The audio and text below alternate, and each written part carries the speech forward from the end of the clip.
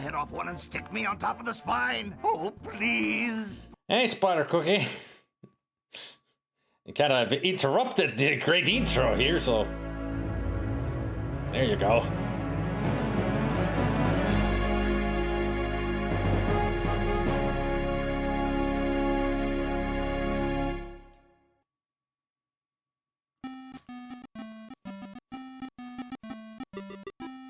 Goblin made that for me for this month.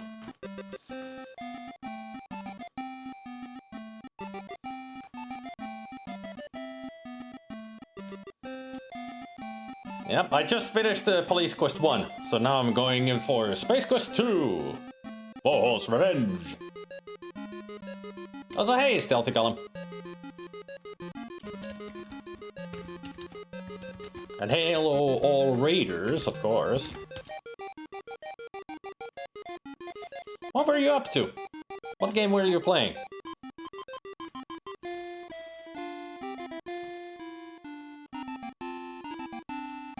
As you will recall, in our last chapter, you had just foiled the Sarians' fiendish plot to rule the galaxy by using the Star Generator as their weapon of destruction. You became a hero by saving countless lives and returning the Star Generator technology into safe hands. Life was beautiful. Oh, Crimson Diamond! That's a great game. Crimson Diamond is such a good game. I actually just recently played it on my own. Yesterday. I played it through on my own because I wanted to. And I did a lot of the achievements on it. That's why I wanted to play it through, just to get the achievements. And also I played it through properly, as in using a really good walkthrough that told me how to get everything done in it. So I could play it, get the best ending in it. Yeah, the ending is so long, but that ending is inspiration from Lorabo 2, Dagger of Amun-Ra, because it has the same questionnaire at the end to make sure that you've done everything.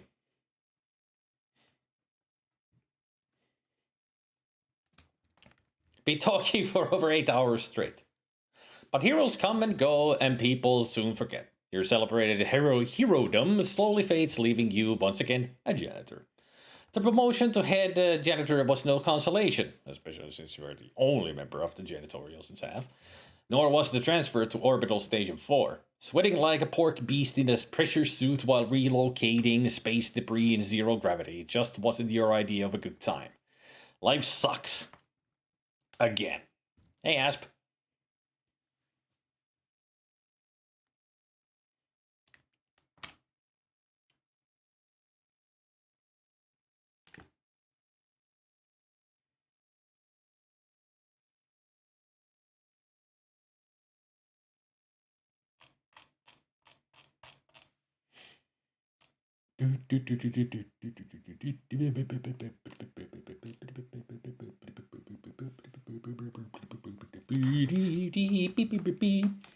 The world record time for this? Probably like 10 minutes or so. Place. Xenon Orbital Station 4. 1 second. Well, I can show you how to play this through in a second. Just wait, Oompa Doompa. Yeah, Police Quest is done. We're on to Space Quest 2. To log on for duty, please enter your name below. Roger Wilco. Orbital Station 4 is one of many orbiting Xenon, your home planet.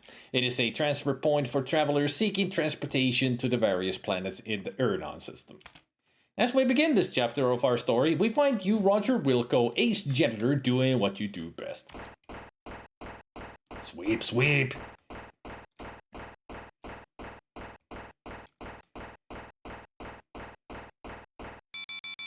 A beep emanates from your wristwatch. You release your grip on the broom. Too late for that. You lost it. Bye, broom. The broom floats away, never to be used again. That makes the third one this week. Wait till your boss finds out. You're working outside Xenon Orbital Station 4. This area hasn't been completed yet. You have been sent out here to remove construction debris and space dust.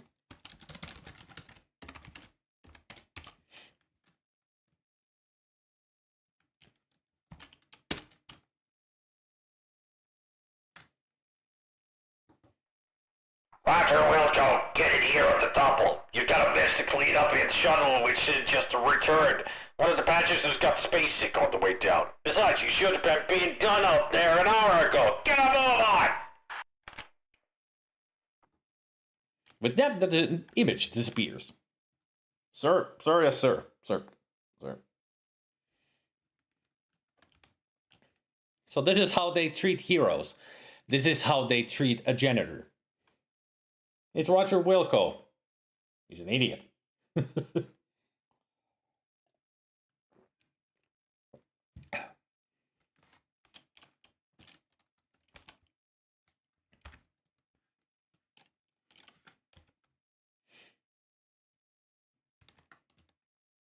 Larry is a loser. He's not an idiot. He's just a loser.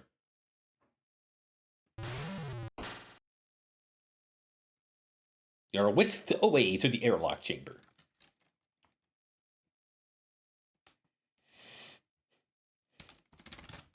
Stand by for decontamination.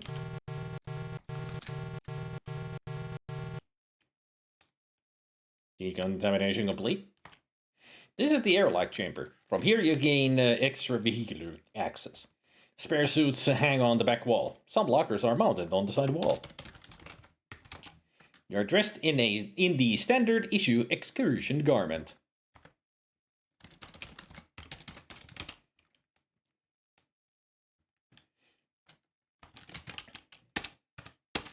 This is how you play the game through in 1 second.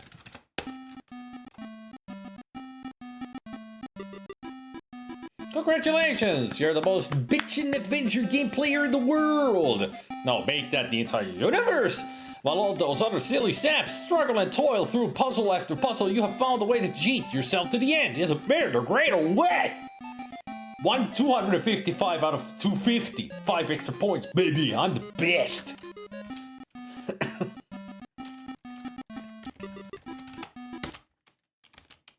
USA! USA!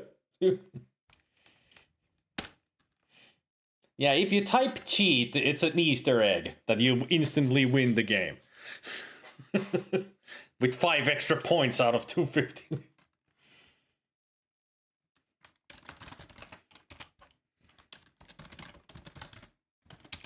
You're attired in the smart-looking uniform of a Xenon Orbital Station employee.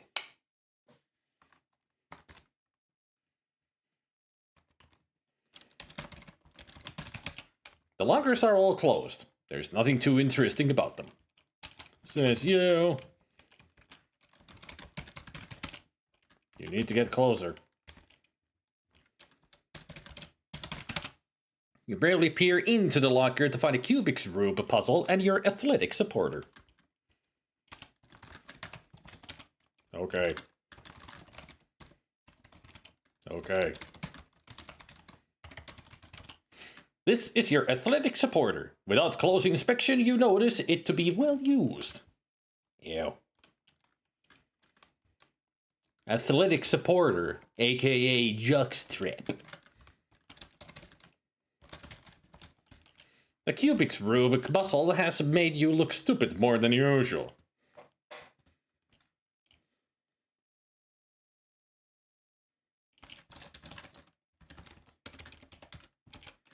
You pull the puzzle out and give it a few spins. Instead of improving, it seems to be worse. Irritated, you stash it and go on with the adventure. Excuse me. This is an order form you removed from a magazine for a free Labion Terror Beast mating whistle. It's ready to be mailed.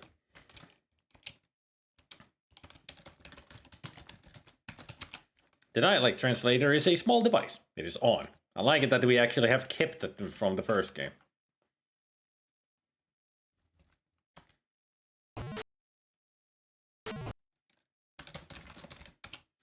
You are in the transportation control room of the orbital station. The room is abuzz with activity as technicians monitor XOS for operations. A pneumatic transport tube is accessible from the walkway above.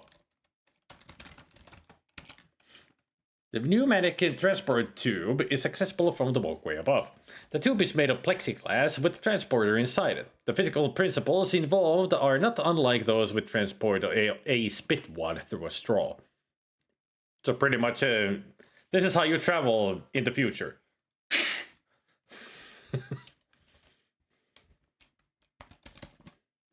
It's about time you got in here, Roger Wilco. Head for the shuttle bay on the double. I warn you, you're on your last leg around here, bud. One more screw up in your history.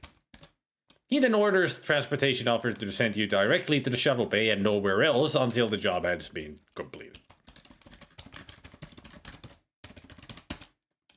The technicians are seated in front of the monitoring consoles. They look like your average crew types.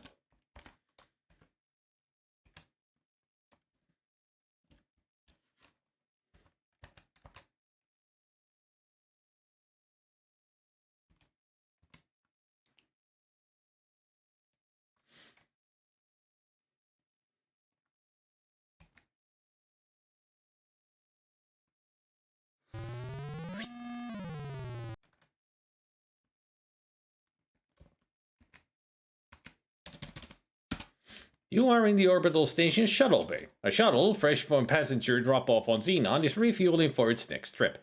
A pneumatic transport tube to access of a walkway refueler replenishes the shuttle's supply.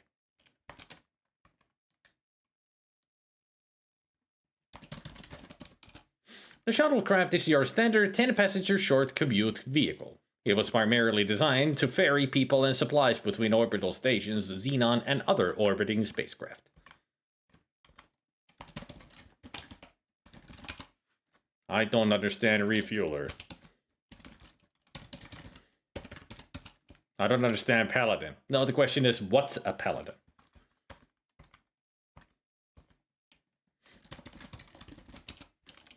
It's not much to look at. The refueler is just a rectangular structure which bears a pressure gauge and a hose outlet for the transfer of fuel. The hose is currently hooked to the shuttle.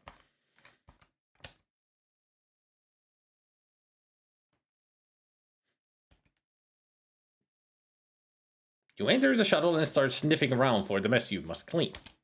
You're surprised to find that the shuttle is not empty. There are two extremely ugly suckers walking toward you. Hey, what the... Your favorite expletive here. What the vittu? Pow! Thwack!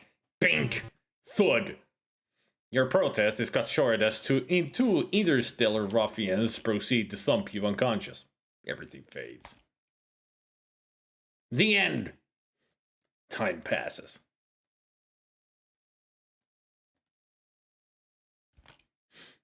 More time passes. A strange dream turns into the realization that you are being shaken and talked to by a voice unfamiliar to you. A dull ache triggers a distant memory of a scuffle in which you were the focal point.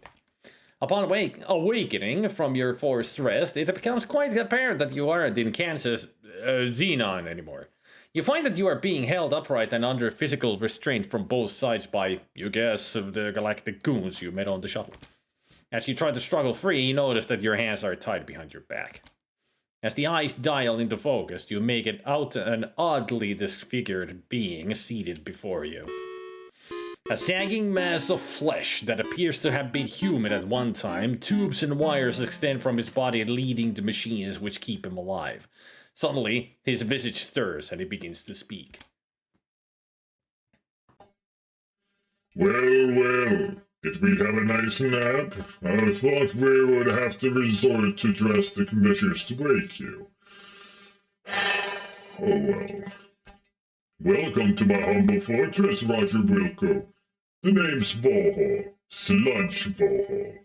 I was the genius behind the star generator when it was still in the concept stages.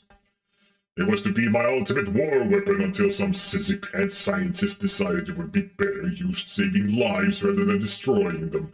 What a waste of technology. Excuse me if I sound bitter. Anyway, you ruined my Sarian operation. I was going to use the star generator to make Xenon pay for what they did to me. They were going to know my wrath in a big way. You somehow managed to change all that. Oh, I suppose I should have known better than to use those mental midget Sarians. That's not the point, however. You are responsible, and you shall pay. Besides, I have another plan, and you'll not be around to foil it. I've devised a plan so horrible, so frightening, so diabolical, that no one will be able to stop me. Observe my latest creation.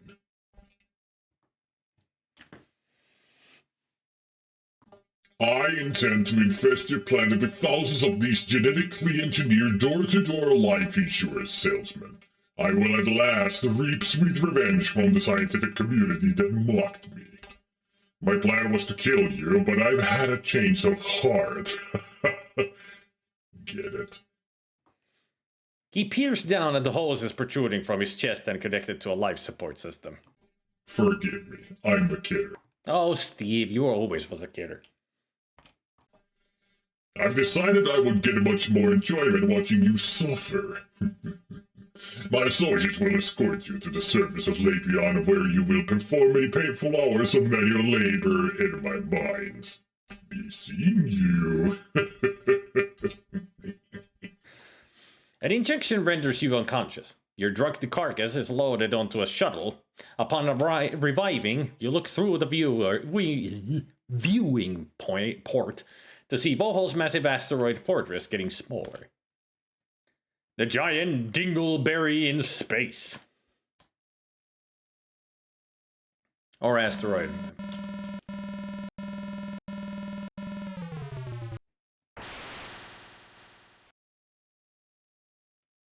After touching down on a giant landing platform, you're ushered to a hovercraft waiting to transport you to the mining site. Utter despair sets in.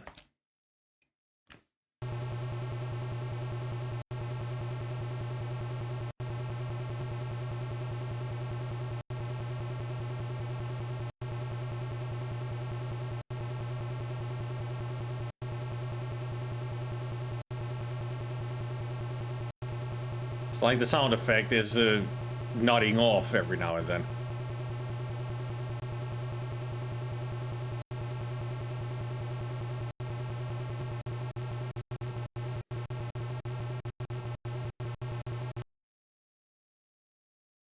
Uh-oh. Oh, great. I suppose we're out of fuel. Way to go, Gorf Breath. Don't blame me. It was your turn to fill up. You're always forgetting to do it. Wait till the master finds out you're in big trouble. Hey, don't talk to me like that way, you slime bucket. I filled it last time, dip. The argument between the two guards is cut short as gravity reasserts itself. Whee! If you didn't get it, crash. Good thing that guard broke your fall. He doesn't look too happy about it, though. You seem to be in a rather exotic forest. The growth here is unlike anything you are used to. On the ground lies the wreckage of the hovercraft you crashed in. Nearby are the bodies of your former captors. The guard appears to be less thick than you remember him. Many of his formerly contained body fluid seems to be at large. How's the Sierra games going? They're going well. I mean, I just started Space Quest 2, so this hasn't gone anywhere yet. Police Quest was a drag at the end, as always.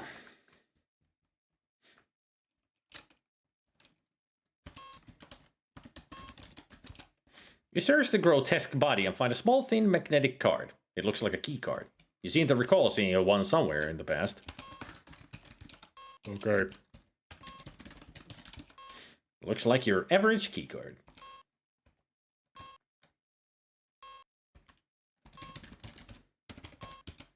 The bushes seem to have be composed of leaves and small branches. Nothing interesting about them. The hovercraft has been reduced to a mound of twisted wreckage. Everything that was straight is bent. Everything that was bent is benter. There appear to be no salvageable parts.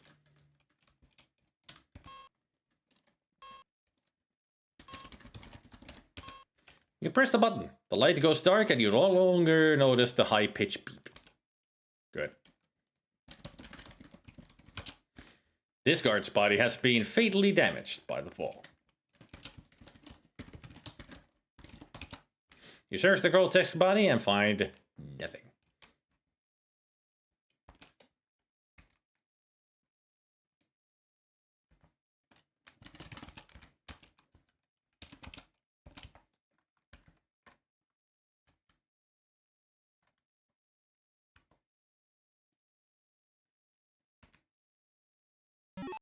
Suddenly, from somewhere to the east, you hear a twang, followed by a high-pitched shriek.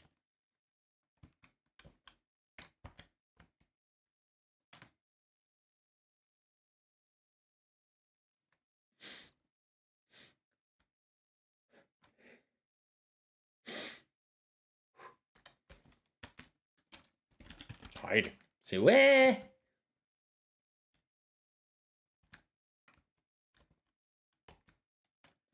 Hey, duck. That does not compute.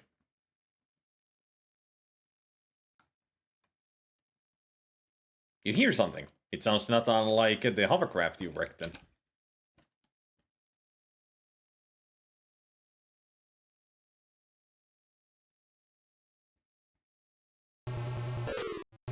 Yeah, it saw me.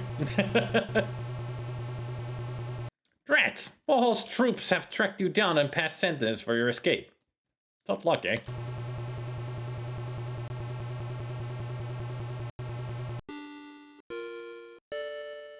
Way to go, Wingnut. Once again, you've demonstrated your inability to sustain life. You quickly glance around the room to see if anyone saw you blow it. Thank you for playing Space Quest 2, Roger Wilco. You've been swell to watch. Have a nice day. Yeah, I'm sure nobody saw it.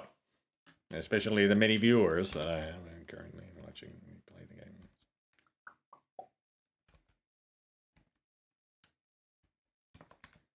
I gotta go up the hill to hide behind the tree.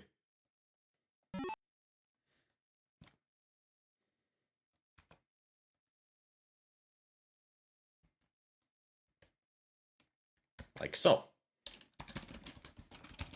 The trees around the perimeter of the area have a shiny, slick look. The two in the middle have a duller kind of sheen.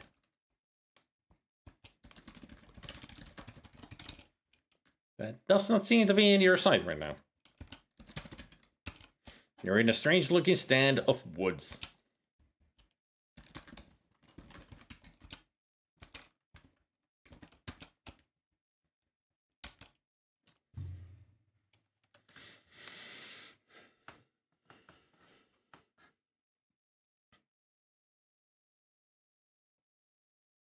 You hear something. It sounds like a reimbursement.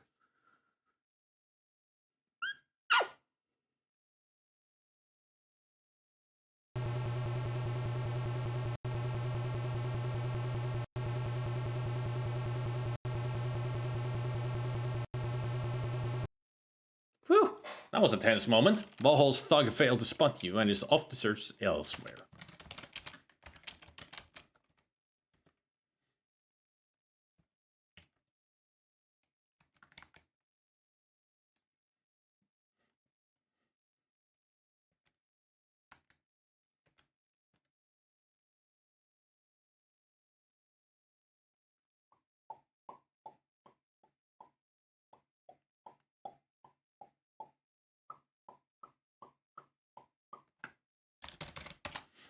This is another clearing in the otherwise heavily wooded area of the forest. There is a plateau near the back.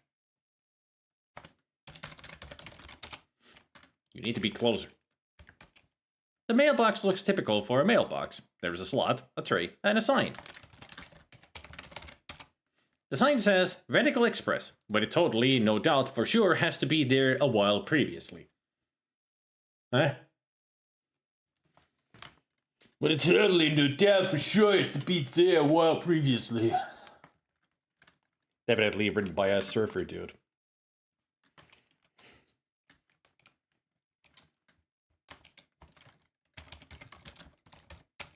You drop the order form into the box. The mailbox hums and buzzes for a while. Then an object of some sort drops into the tray at the base of the box. The machine goes silent. I don't understand item. The mailbox looks typical for a mailbox. A slot, the tray. Look at the tray. The tray is actually a small indentation in the lower part of the machine. It is currently bearing what looks to be a whistle. Let's get the whistle. The whistle is usual looking. Whee! Thanks to some fancy footwork, you are now picking yourself up off the ground after barely surviving a fall down a small cliff. There's a faster way to get down here.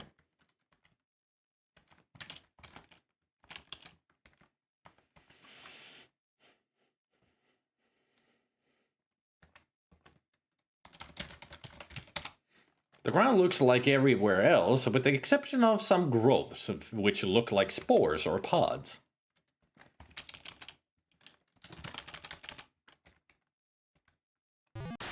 You seem to have kicked one of these strange little spores.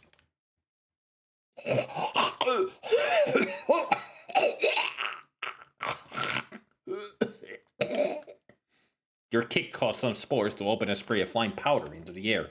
As a result, you are paralyzed from head to toe, unable to move a single muscle.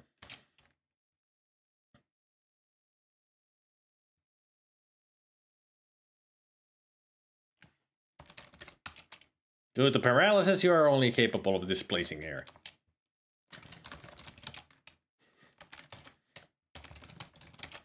Don't even get a game over screen or anything. You're just paralyzed for all eternity.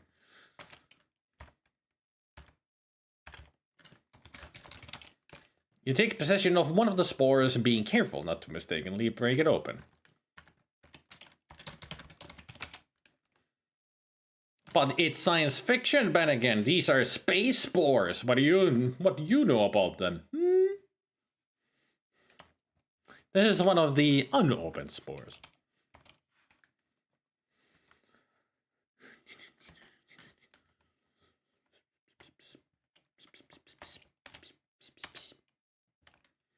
Reminds me of Prometheus and Covenant, where they go to alien worlds without any protective gear. They have protective gear in Prometheus, but in Covenant, it actually in a deleted scene, it is actually explained the reason why in Covenant they're so inept.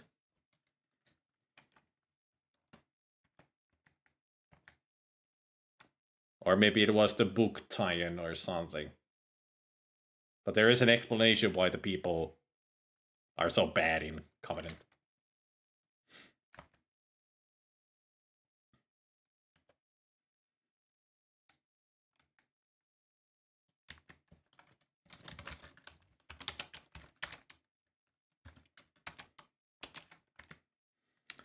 Alright, let's try to get through this.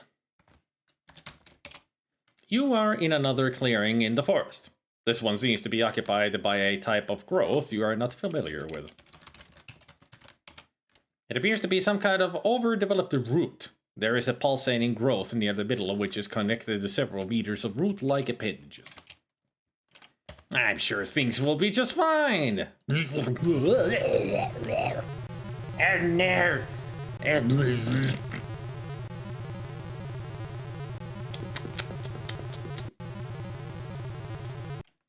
Good. You've succeeded in establishing contact with one of this planet's life forms, and it looks like you'll get to examine it up close and personal. The giant root-looking thing is giving you a guided tour of its digestive system. What you experience next is too horrible to describe. Let's just say that you die as a result. You are dead. Trust me. It may please you to know that during the night you didn't digest well.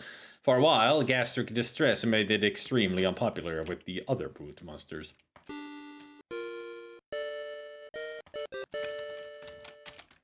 Thanks for the long explanation about me being dead and not describing it too much.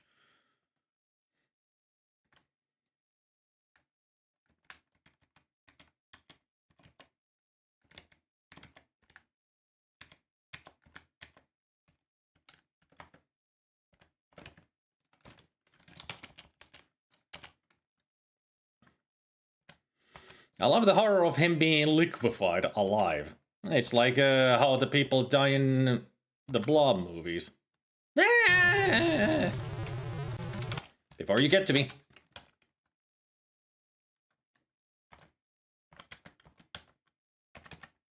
Shit. I wasn't even close. I guess it counted.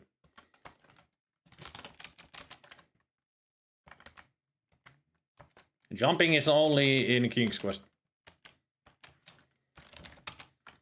That would be too hazardous.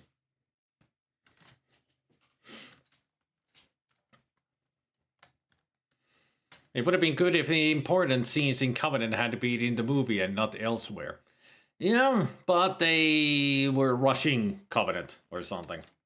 Can't remember. I just recently watched a review of Alien Covenant and Prometheus, and they really dig into the lore and behind the scenes stuff and everything about the and Easter eggs about the movies. But yeah, Covenant was supposed to be a completely different kind of a story until something happened. Can't remember what.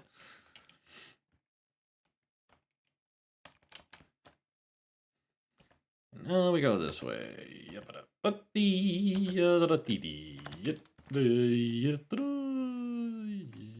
See.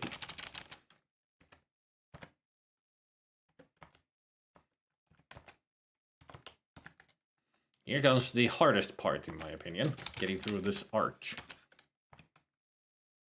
There we go. All the bushes look the same, except for the one at the far end of the clearing, which has small berries growing on it. The berries hanging on the bush look quite juicy and smell very pungent.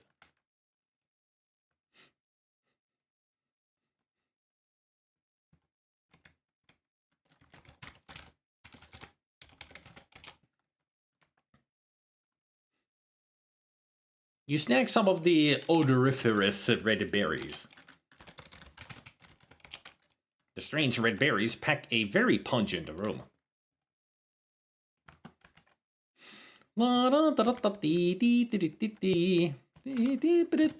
Yes, we're going back the same way as before. Hooray. So much fun.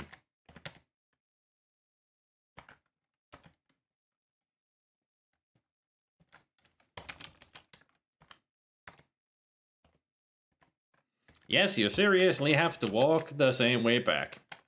All the way.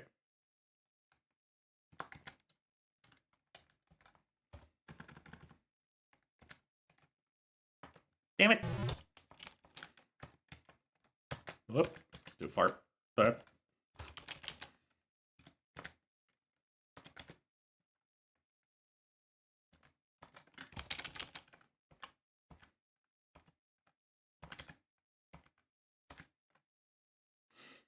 And we're out of there. Got the points. This would probably have kept an 80s office worker busy for a day or so. Made it.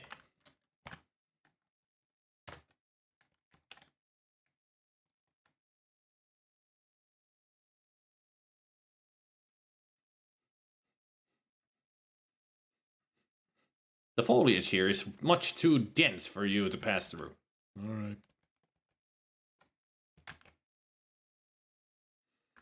It is fun how people have done competitions over this with different things to make it more difficult. You must do it blindfolded. You can only play with your left hand. You must play it in the fastest speed. You must die with every third step you take. I would imagine those are the challenges that they would put in.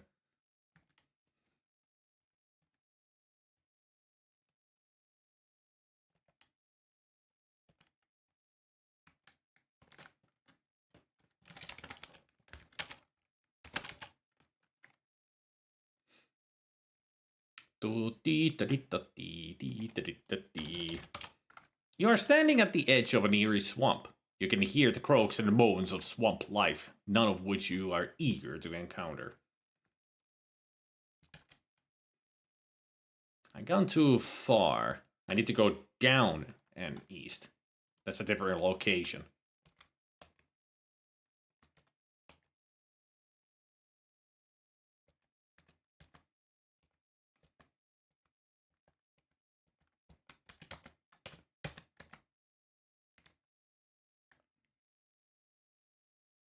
There we go. You're in another area of the forest. Growth seems to be getting heavier here. The little creature caught in the snare has thick-looking pinkish skin. It looks to be less than a meter tall. He doesn't seem to be doesn't seem too thrilled with his predicament. Yes, you see before you a tree. I don't think that is in view right now. Oh yes, Space Quest was as successful as King's Quest. Yep. King's Quest is successful because of its intriguing medieval fantasy world story. Space Quest was successful because it's funny as hell. Leisure Suit Larry was successful because of sex. And Police Quest was, successful because of its reality. So each of the game has its strengths. Each of the series have their own strengths.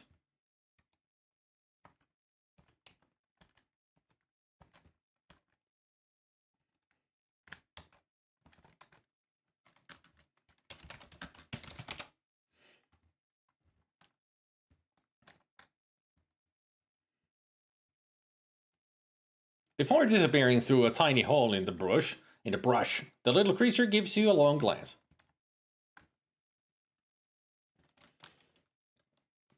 The rope looks brown and long. Without the weight of the little creature on the rope, it is not within your reach.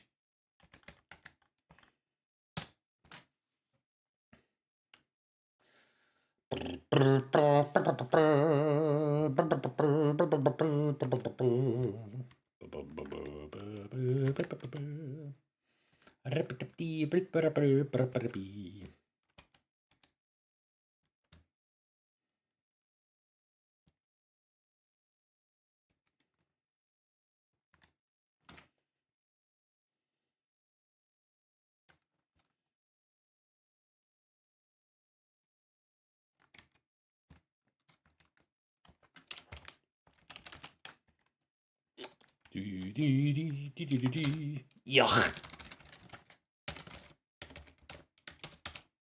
You're standing at the edge of an eerie swamp. You can hear the crooks and moans and blah, blah, blah, blah, blah. Man, it's slow to move in the swamp. But then again, it is a swamp. You must be seeing things.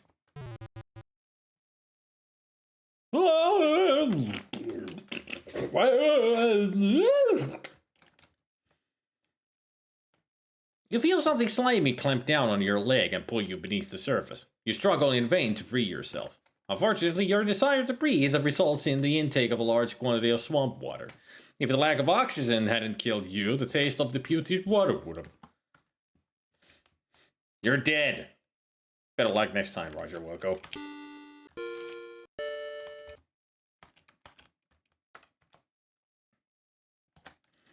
Rub the berries on.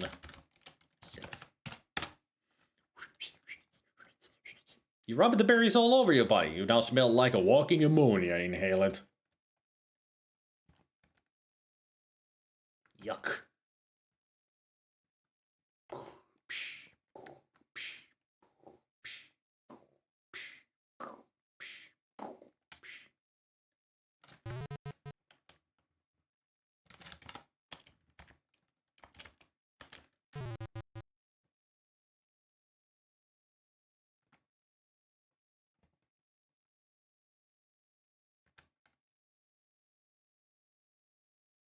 Oh no, it's following us. You feel something slimy clamp down on your leg and almost as suddenly spit you back out. You distinctly hear the sounds of aquatic gagging and retching. Evidently, you had a bad aftertaste from the berries.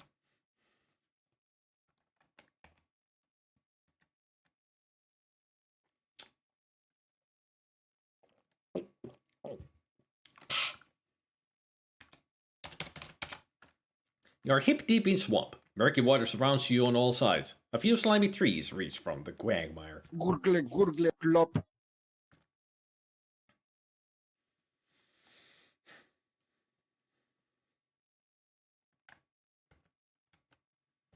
Where is the part that I'm looking for? Is it like in the middle of this area, or...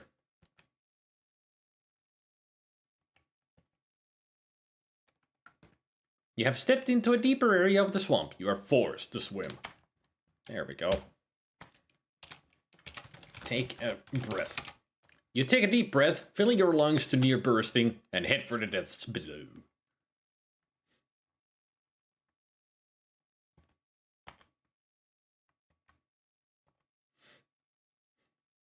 Nothing says Thursday like the gurgling of a Greek god.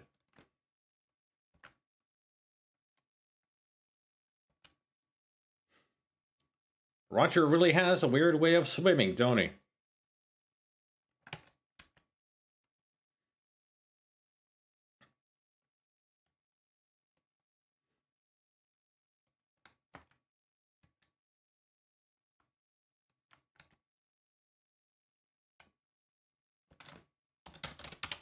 You are in a small grotto below the swamp. A strange light dances off the walls of this cave. Its origin, a glowing gem situated on top of a boulder. You take the glowing gem. The glowing gem provides a gentle illumination.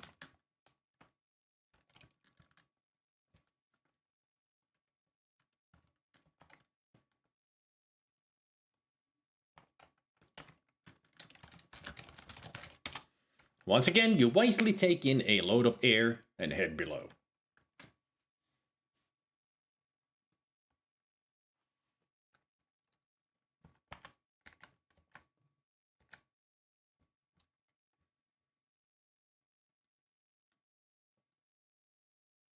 Kinda looks like he's doing crunches.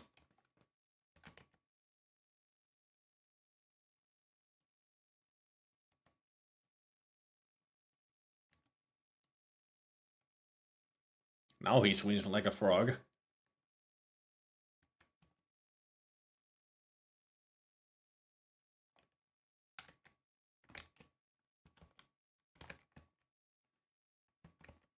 You have gotten out of the deep spot and are back on your soggy feet.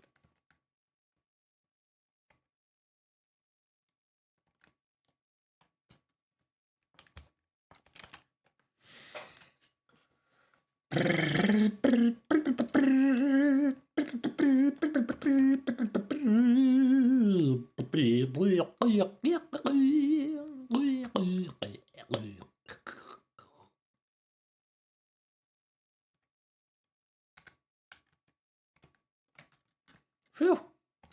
Glad to be out of there.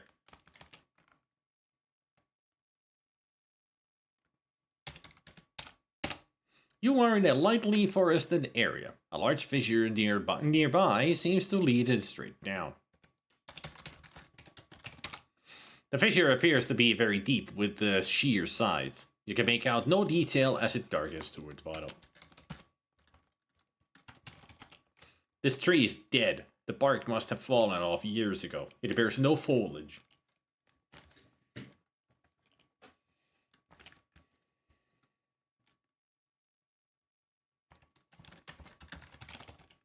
This tree is dead and seems to be free of its slick secretions some of the others generate. You begin to shinny your way up the snag.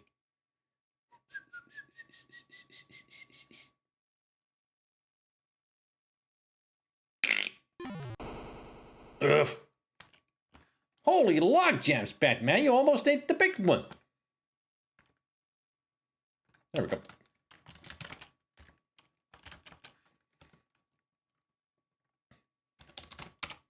You are in a thinly forested area just east of the fissure.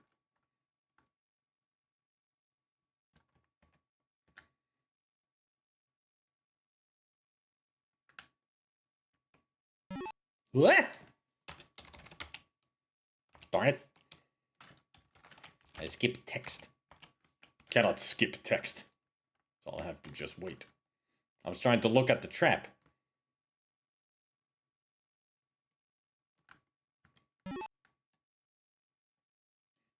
Yikes! You have been snared! Suspended above the ground, you are unable to move freely.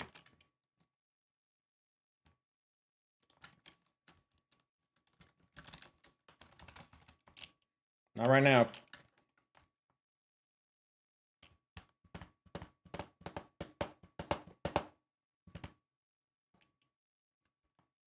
Damn it. Why do I keep skipping text? Hang on. I am so impatient. Trying to do things. So the whole thing is just a cutscene. Hey. Where's the... No, there it is. I was going past it now, apparently.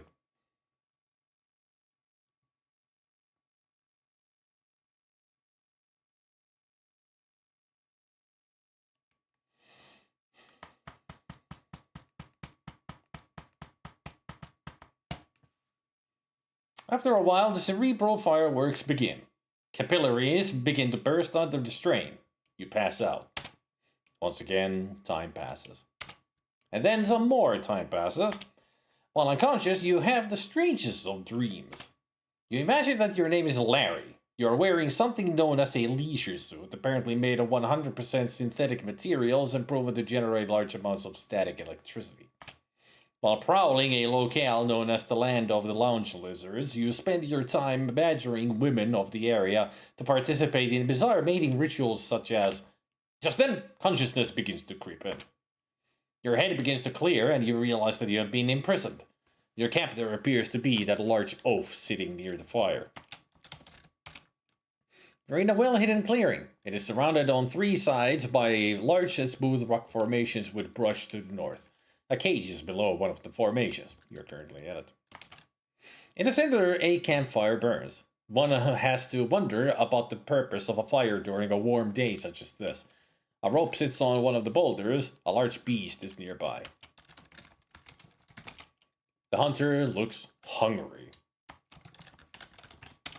The hunter seems to ignore you. The hunter stands and takes a long look in your direction. His face, though strange in its own right, bears an expression one might see on a freak show patron. He moves closer.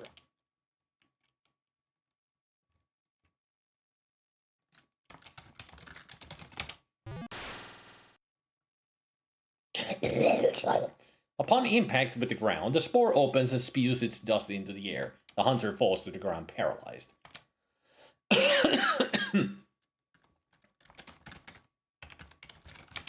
The hunter is lying on the ground, unable to move. That's not to be accomplished from here. You can't reach it. The hunter is too far away. Whoops! I did it too early.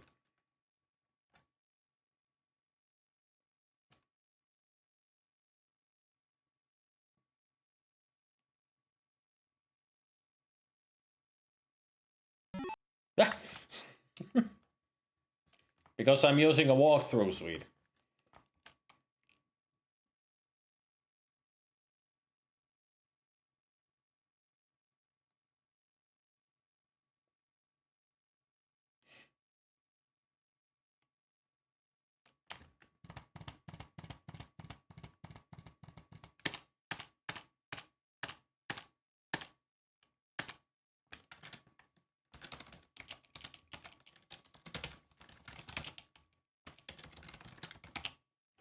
The cage is made of some very hard branches. They might as well be welded steel bars. Hunter seems to ignore it.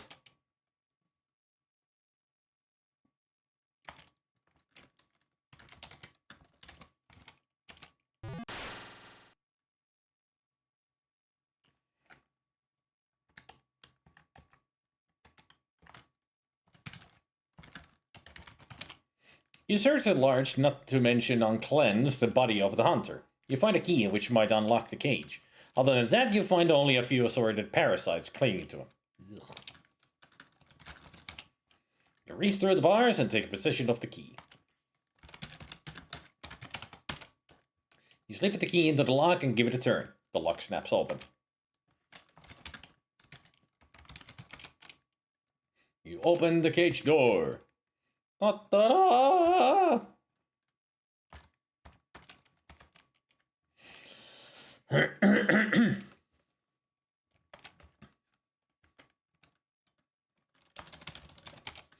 do not possess this designated item.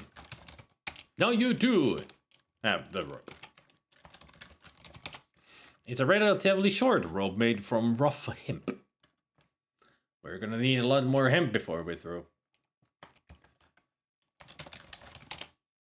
There are flames dancing above the embers of the fire.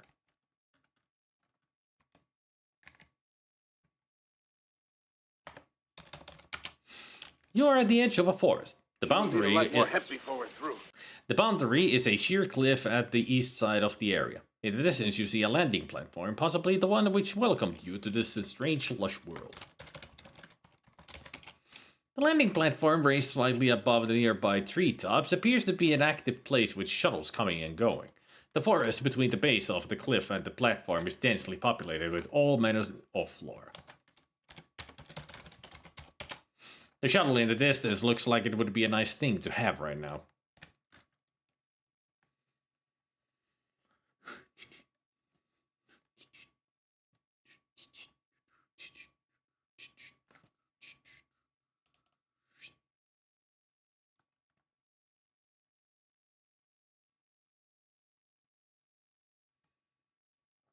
Yep. Yep.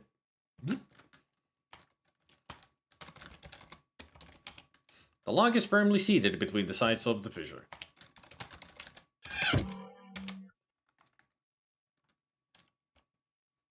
Plush time. There's something that hasn't been purchased in a long time. Anything specific? Or just random? Maybe I should go random. I think that's when I made the plush time. That is just random plushie from the collection. I changed the prices for many things. Also, I get to... Yeah. This window is good. Alright, let me go find something. How about...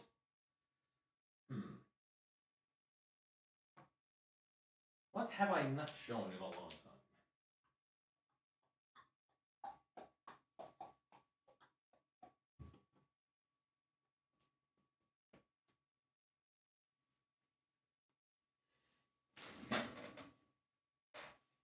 It's a giraffe.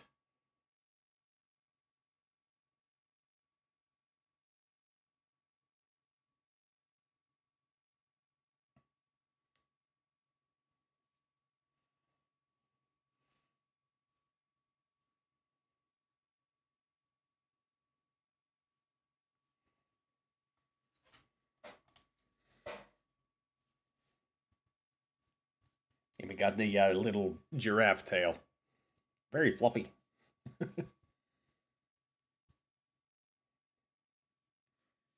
Look at that face.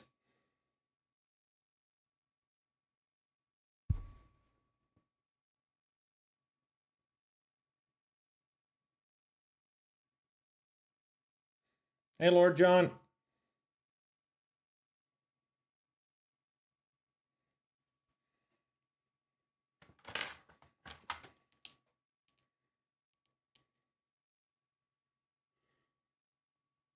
There we go. Totes adorbs. He's a giraffe.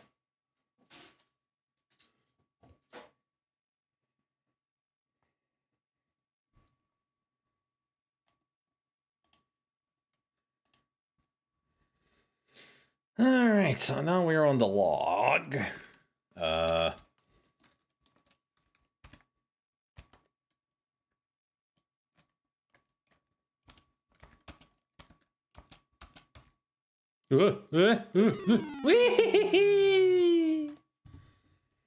Being less than careful, you lose your balance and slide off the log. Gravity has its way with you, and you are sucked to the depths of the fissure at a very high rate of speed. Needless to say, you hit the bottom and your mortal remains are redimensioned to the point where life is no longer an option. Another senseless tragedy.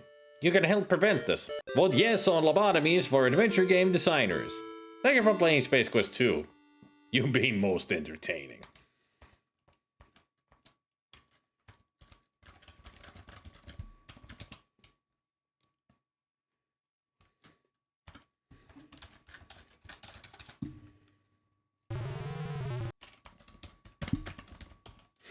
You are in a sheer-sided gorge suspended on a rope between the two rock faces.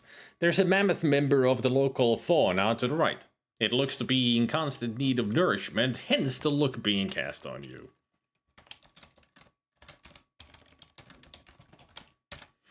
He's a hardy-sized fellow. You would guess him to be quite an energy guzzler. His stare suggests serious caloric lust.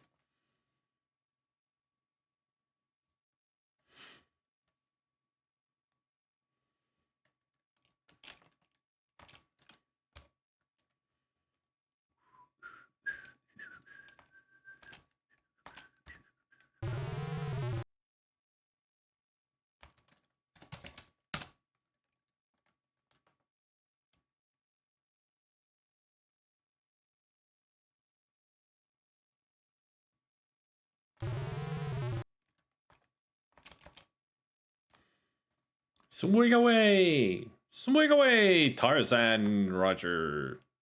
Roger, Tarzan, will go.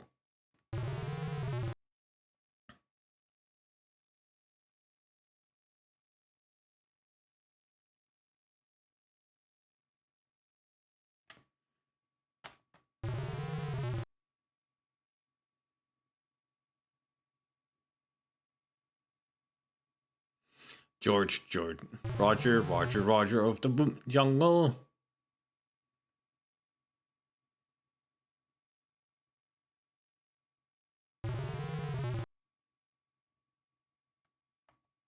Your timing causes you to jump when the rope is at its least helpful point. Gravity beckons.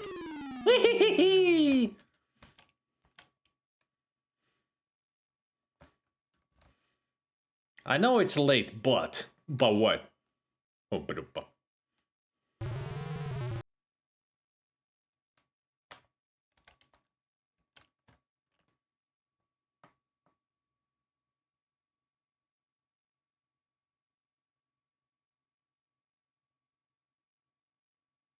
Ah, the goofy sound, right.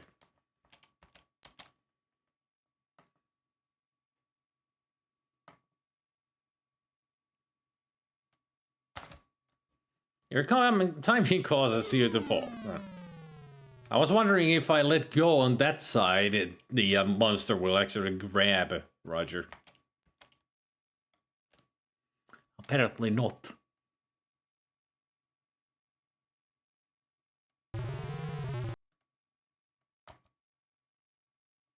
There we go.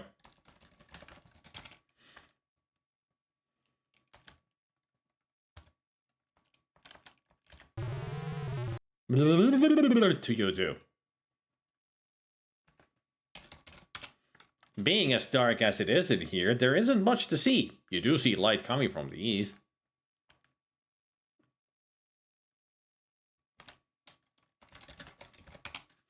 It's fine where it is.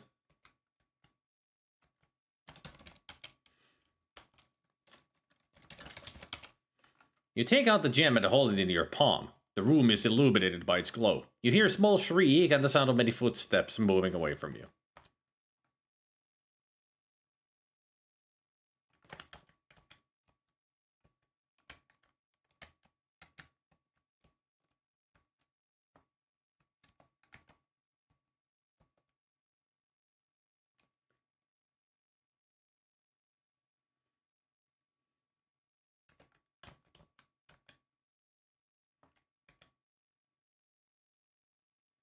The ground below your feet disappears. You tumble down through the darkness.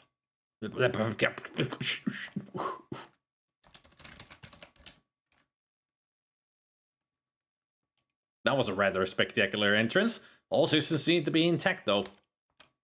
You see a glowing gem? These guys are quite fleshy and pink looking. The dwellers mumble something. The translator responds with, "Follow us, people!" They hurry away. Got it.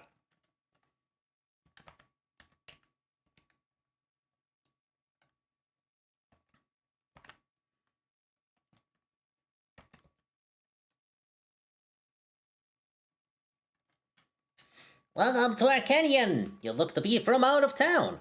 On behalf of all of us, I would like to thank you for saving our compadre from the hunters.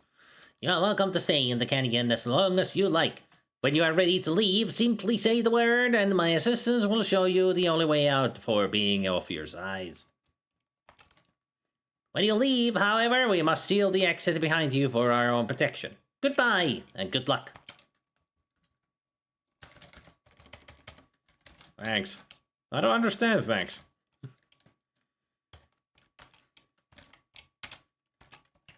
Say the word.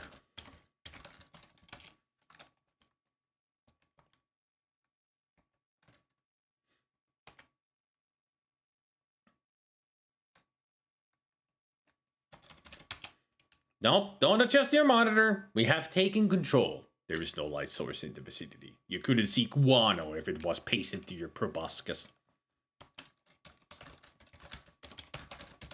The legendary line, put gem in mouth. Ah, better. Not a great deal better, but better.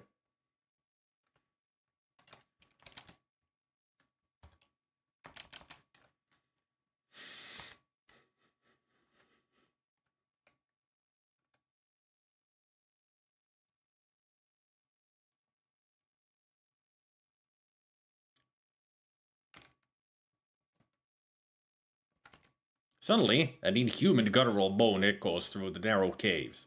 You're not sure which direction it came from. The only thing you do know for sure is that you've just soiled your undergarment.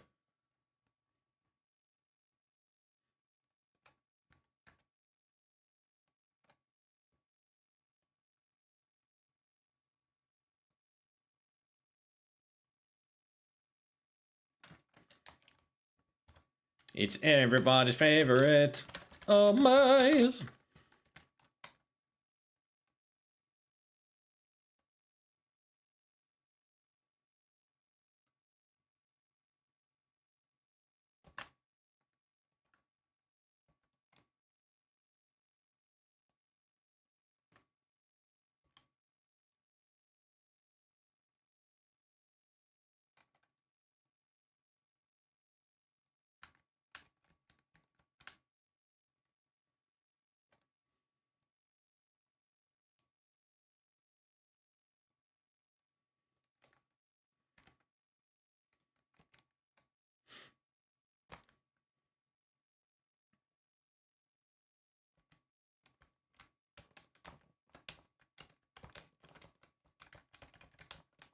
Can't I go left?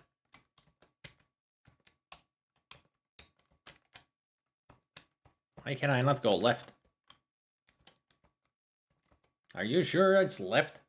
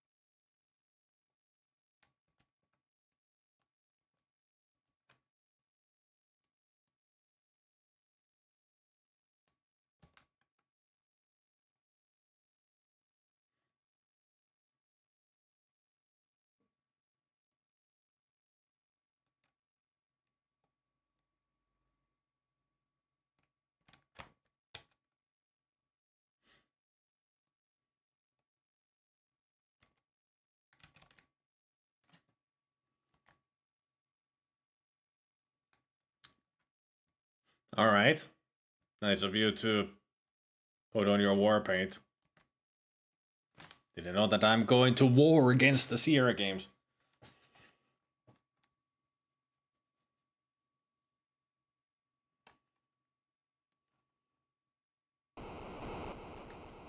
You have an opportunity to stand and spare your tender knees. The crystal clear water gives off a gentle glow. In abundance, it is able to light the room. You take the glowing gem from between your aching jaws. You notice it is overly moist as you slip it into your pocket. This place is amazing. Beautiful subterranean waterfalls and cascades drop before you, filling the air with billions and billions of tiny misty droplets which tickle the ceiling. The air is thick with a revitalizing humid freshness. This message is also getting a little thick. The water is clear, except for a very slight cloudiness. It appears to be luminous. In fact, the water's soft glow seems to be providing the light here.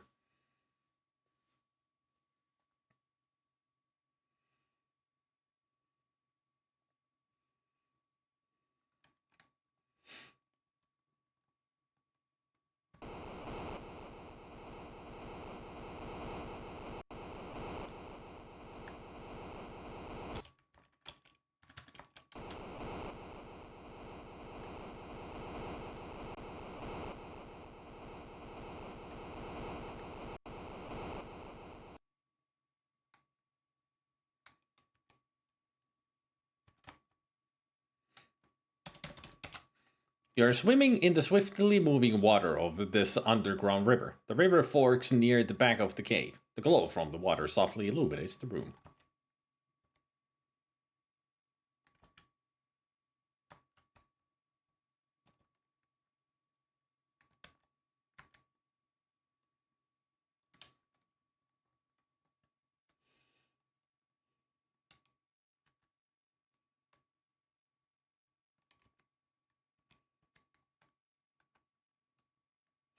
As you enter another of the mysterious subterranean chambers, you realize that the water is now racing toward a giant whirlpool in the middle of the area.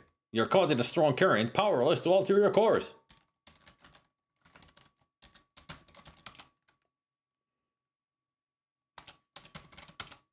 This cave is large. A whirlpool is attracting you and all the water around you to the center. You're feverishly attempting to resist it, but to no avail.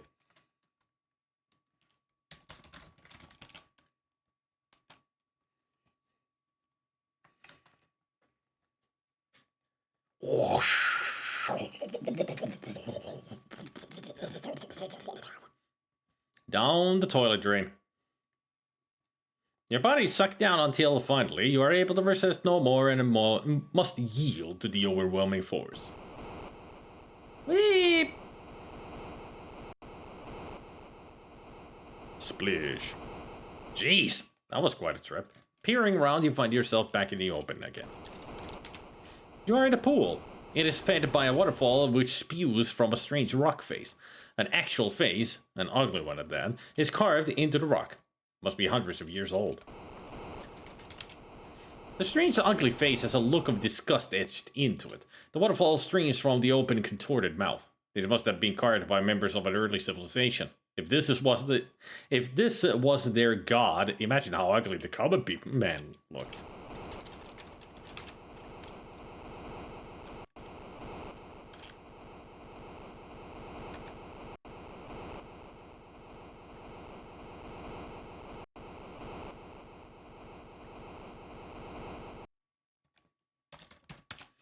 You are in a little clearing which is surrounded by large boulders and impenetrable brush. There is water in which you entered at the bottom left. You can just see a landing platform in the distance.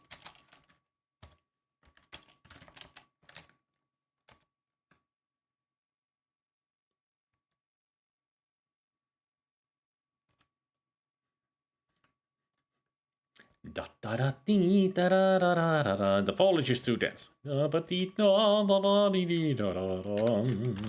the whistle. You give the whistle a toot. It makes an odd sound. You hear an incredible whirring and grinding sound coming from the north.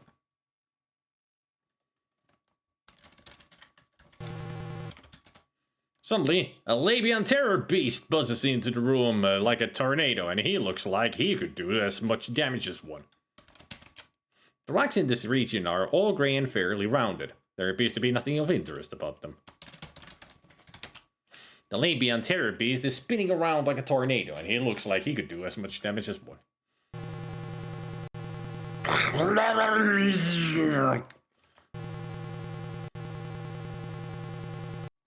Well, ain't that a hoot? That guy reduced you to multicolored amount of coleslaw-like matter.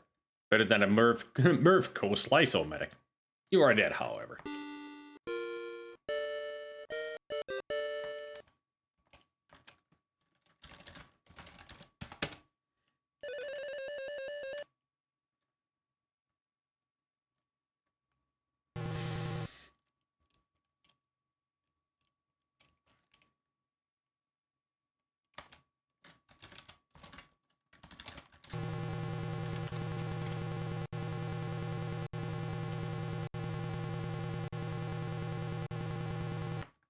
You chuck the Kubik's Rube puzzle over to the beast. The beast appears interested in your offering.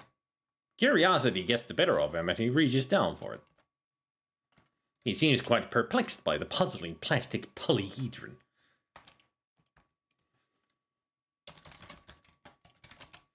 Boy, he certainly seems interested in that puzzle.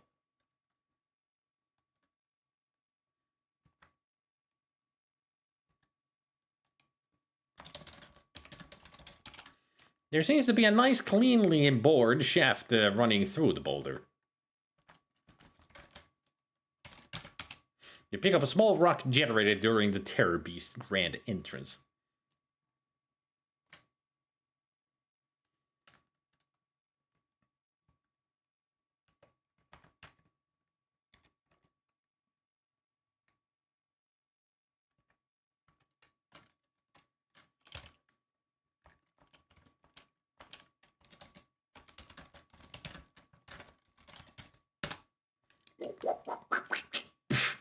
You cleverly use the athletic supporter to sling the rock at the guard. It makes serious contact with the side of his head.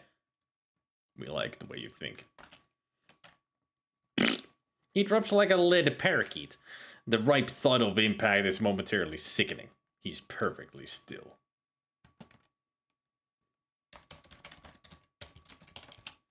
That does not seem to be in your sight right now. The guard is quite unconscious. It looks like he'll be out for a while. The elevator is nothing spectacular to look at. On the left side is a thin slot.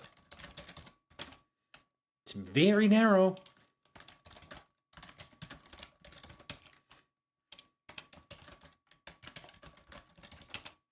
You slide the keycard into the slot, then remove it.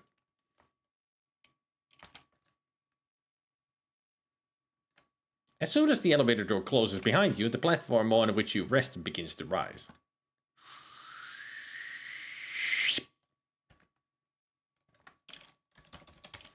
You are on a landing platform. A shuttle sits quietly nearby. You see lush growth all around. It looks just like the shuttle that brought you here.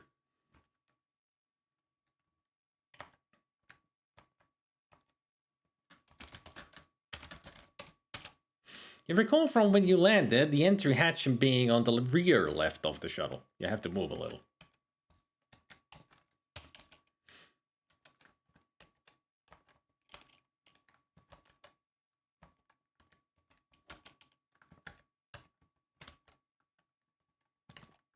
The rear left of the shuttle. It's on the wrong side.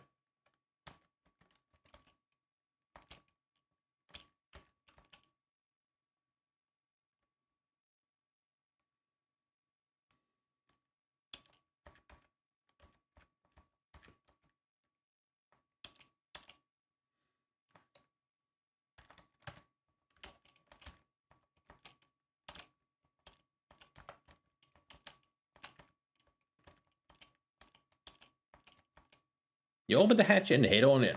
There we go. You are inside a shuttle cockpit. There is an instrument panel before you. Between your legs is a throttle. You can see the local treetops.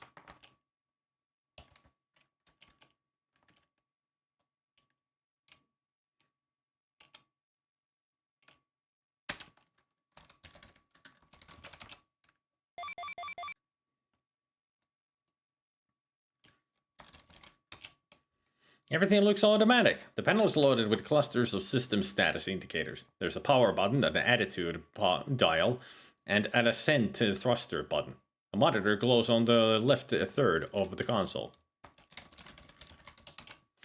Ascent thrusters not ready. Attitude system horizontal control. Forward, ahead, back, reverse.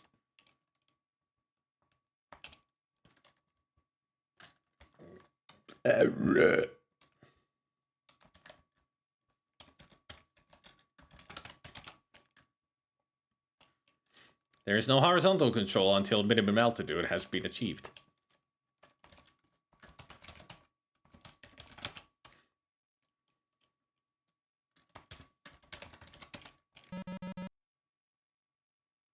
The shuttle begins to vibrate as the ascent thrusters ignite.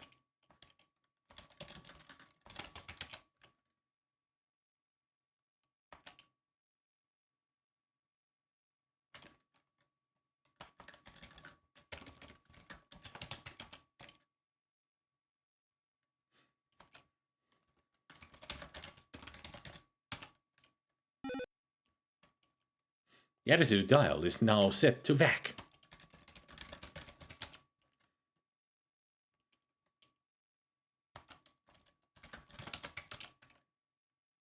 Because you're terminally weak above the shoulders, you guide the ship into the ground. Thanks for playing. You've been very entertaining. We didn't even get to see the explosion. Boo. Boo, I say boo. Boo.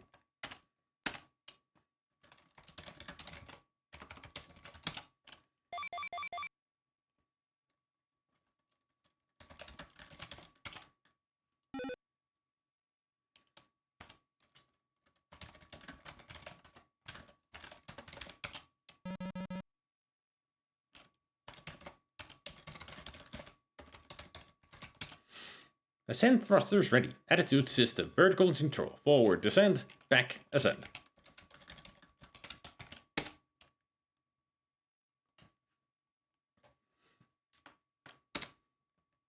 Up, and away!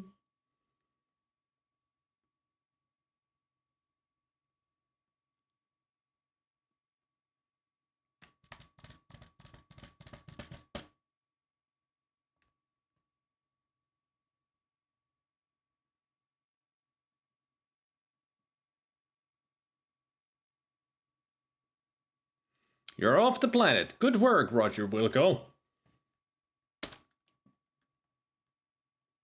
A tone sounds. A soft synthesized voice notes that the adequate altitude has been achieved. Ascent thrusters are now ineffective. The monitor draws your attention again. Up. Minimum altitude achieved. Attitude system. So turn the dial to hike.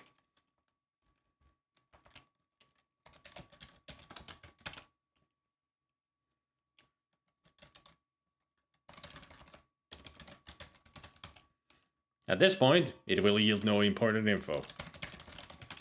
You can see a variety of celestial bodies neatly placed in the cold black of space.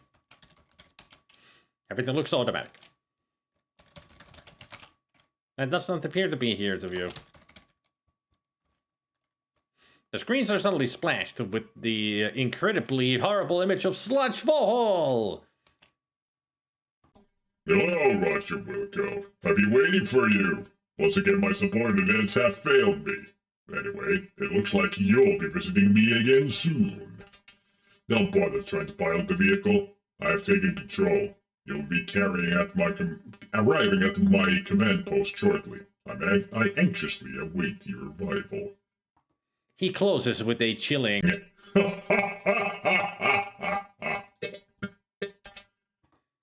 His image is frozen on the screens. The ship changes course as if it had a life of its own. All you can do is hang on.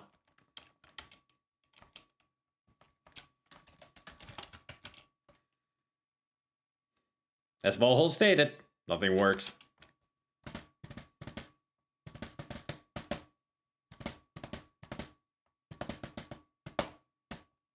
I like that he turns the dial by pushing it. You feel the ship bank.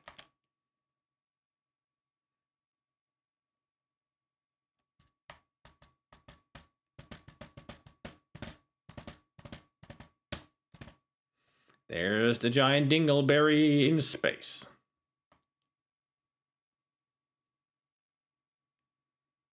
A giant dingleberry controlled by a giant dingleberry.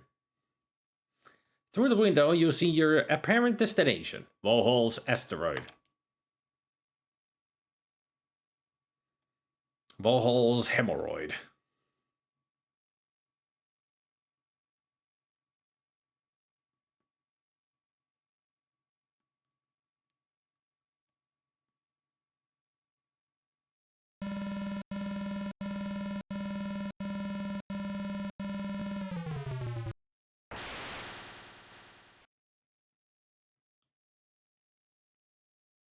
The massive bay doors meet, jarring the entire vehicle bay. As you step down, the shuttle door slams shut behind you.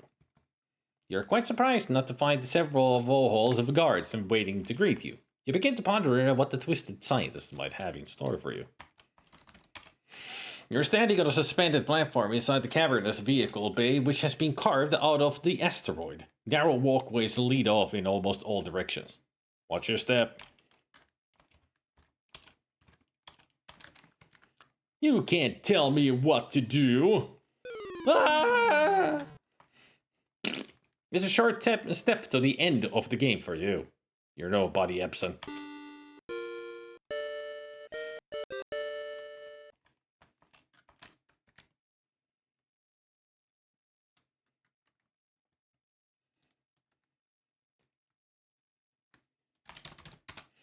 You are in a rather large room to the east of the vehicle bay.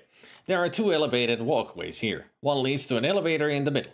The other leaves the room to the left and right.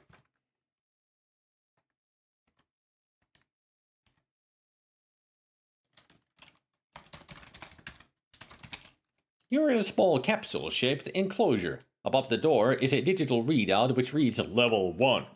The only other feature is a rectangular panel. The panel has a vertical row of 4 buttons. There is some small engraving at the bottom edge of the panel. The engraving reads, Bobco Lift Division, a subsidiary of Bobco Incorporated, universally famous makers of Nad's hamster tape. Boldly go where no man has gone before. I see.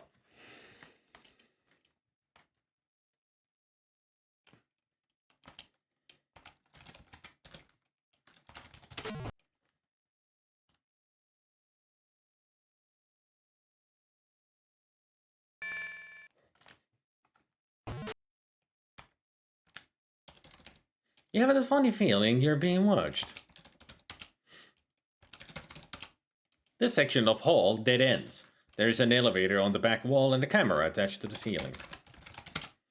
There's a surveillance camera mounted on the ceiling. It looks to be quite basic. It appears to be pointing right at you.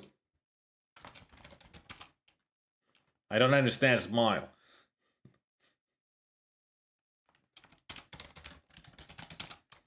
I think that about wraps up your IQ test. I tried to move the camera and the game is like, smart.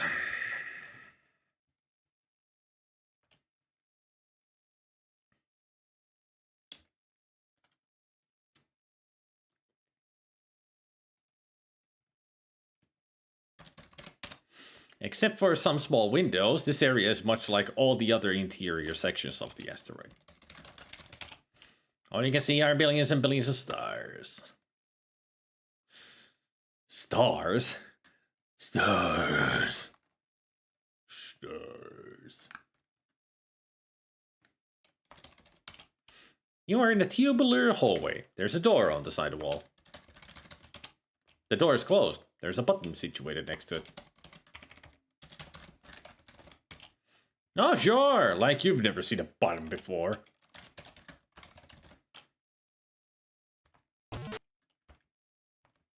Aha! You know a janitorial closet when you smell one. Almost at once you sense an emptiness, a melancholy longing. You begin to feel homesick.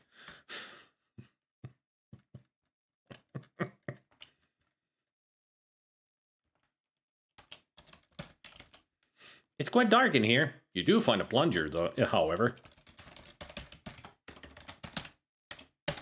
Okay. This is a standard issue plunger. Even in space, they need a plunger. For various reasons.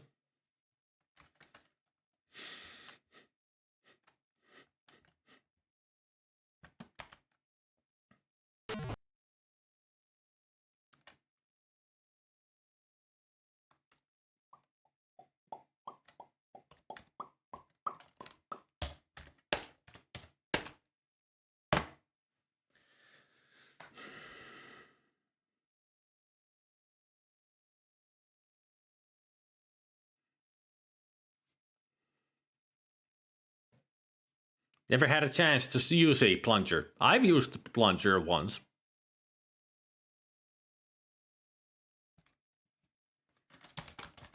It's definitely not worth using one because you know why you need to use one.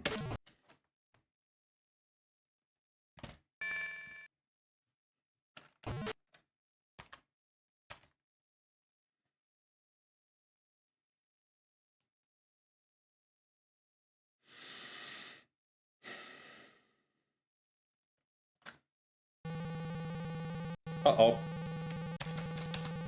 No breakthroughs in interior design to report. It's just one of the many tube-like sections of this custom asteroid.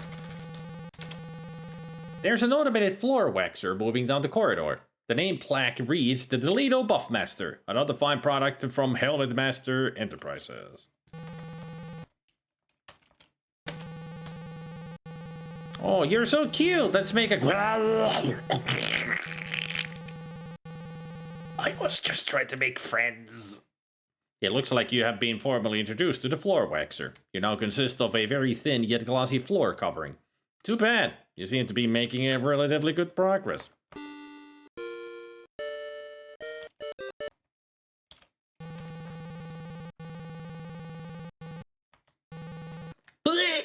I died it. I forgot that if you see this thing, hide in the elevator.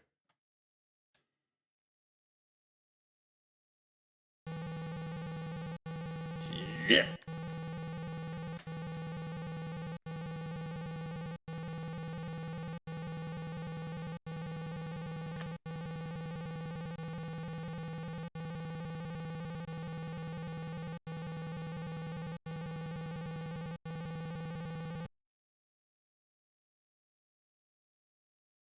Hey, spiteful frog.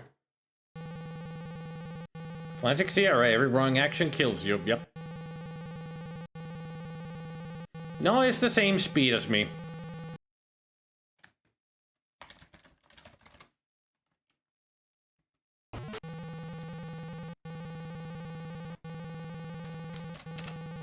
It's quite dark in here. On the floor, you notice a glass cutter. Okay. The glass cutter looks like it's seen a lot of use. Even in the future, you need a simple glass cutter. Or even in space, you need a simple glass cutter.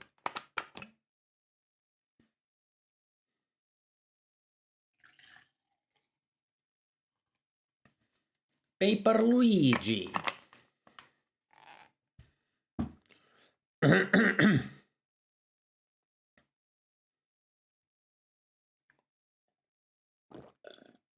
Oh.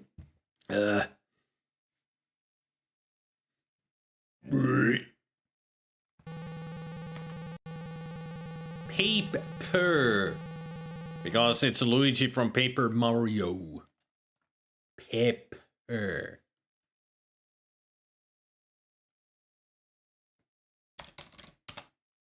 It's another one of those tubular holes. There are two doors. The doors bear icons, one male, the other female. Each has a button next to it. Duh.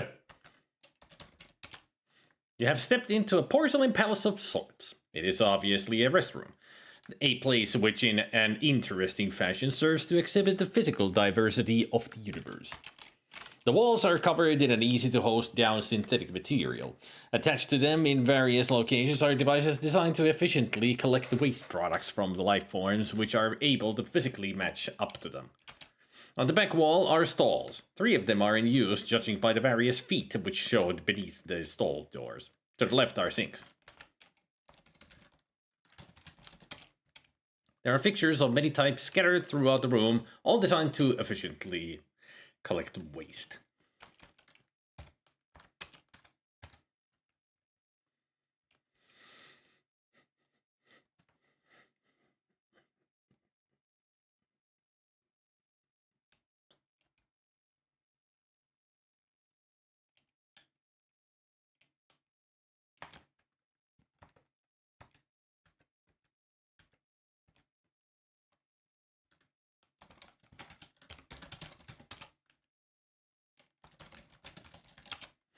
The inside of the stall is sight to behold. There's writing of various languages etched on the walls. The floor has an interesting coating of some type of congealed dreck. It appears that the toilet may have been white once. The toilet paper dispenser hangs on the one wall.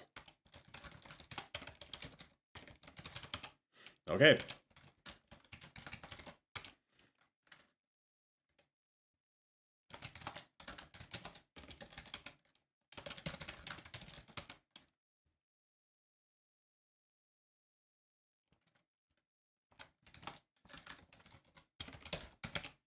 The writing etched on the wall is in various languages. One large message reads, "For a good time, call Jerry. Ask for Leonard."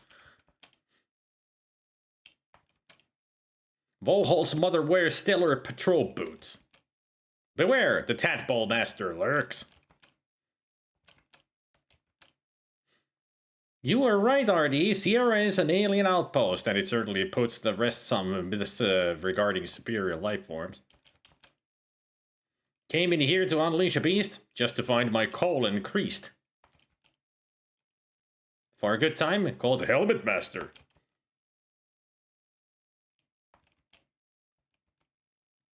Vohaul plays Tex Adventures. Ken was here, so was Al, but we had to repaint afterward.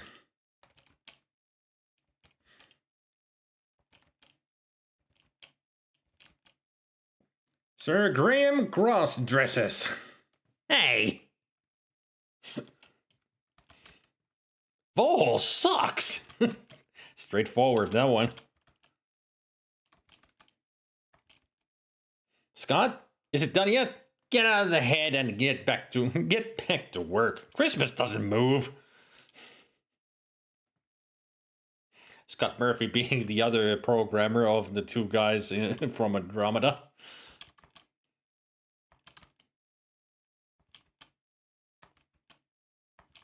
I think that's all of them. Ah, here I said lonely-hearted. Had to bolt, but only darted. T. Bendrahizen was here.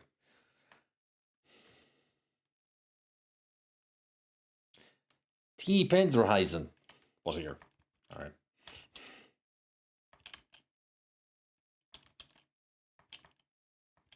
I don't really see any new ones.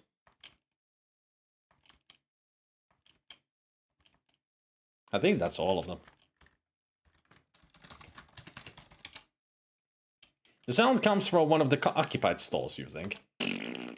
Suddenly, one of your senses downloads an extremely negative air quality report. For some reason, the name John springs to mind.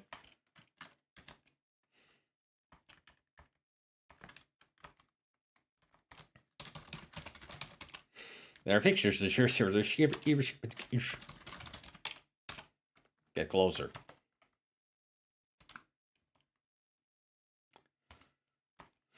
The faucets aren't operational. Vohaul didn't seem big on personal hygiene.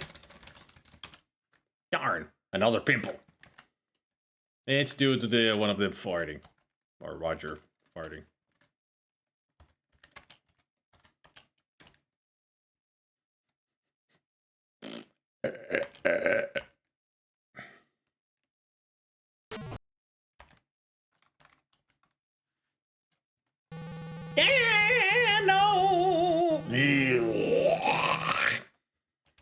Oh, what luck. Oh, what bad luck we have.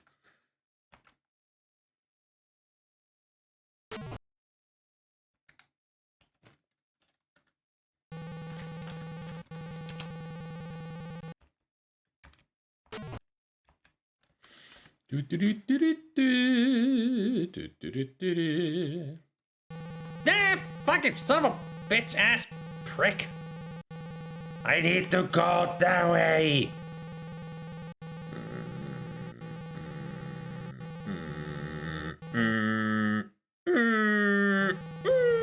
How are you on that side now? Freaking teleporting piece of crap. At least you're on the right side. Instead of being in my way. This game. How did it teleport?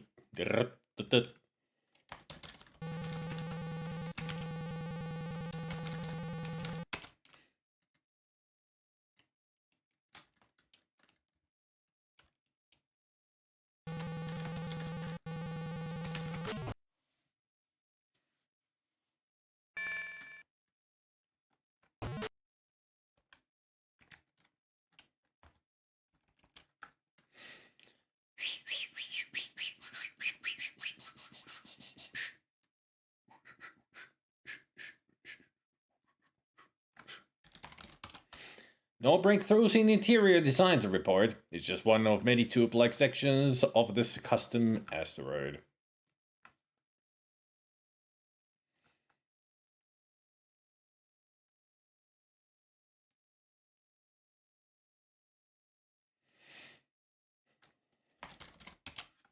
The hallways on this level are the same as above with the exception of some type of cages, and occasional strange noises heard. The smell here is stifling. Apparently the holding cells are not well kept. There's a door on the side wall.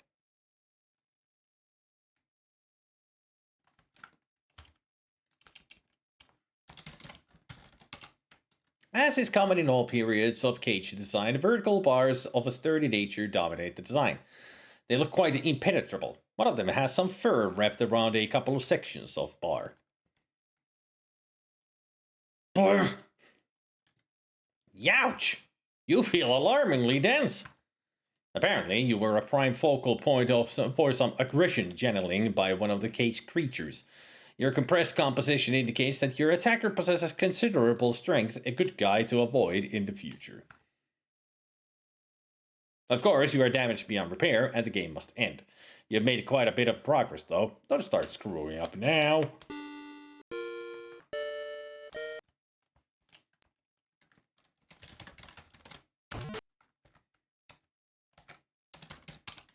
It's quite dark in here. There's a small wastebasket. On the floor next to it is a pair of crusty work overalls. Okay. Aren't you amazed by how much stuff an adventure game hero can carry? You've just got to know how to pack. This is an empty wastebasket. These are a few sheets of pumice quality toilet paper. Okay. This wastebasket has some paper in it.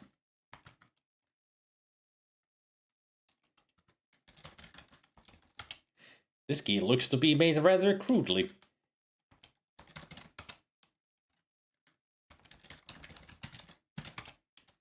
They are wadded up on the floor.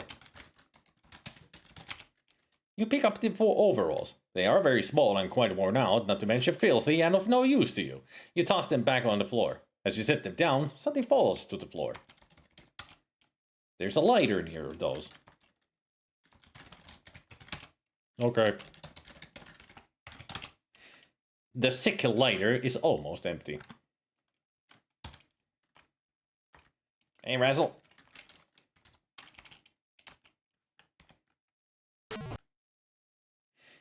Someone just walked past my window and let out a large quack. Somebody having a good night. No, this is DOS. On Sunday, I will be playing a Amiga version of a game, Gold Rush. But all the others will be DOS versions, playing them through ScumVM.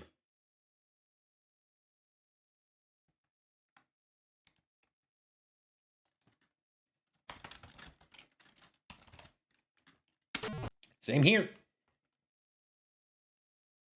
Although for me, when it comes to Sierra games back in the day on the Amiga, I only had a Leisure Suit Larry 3.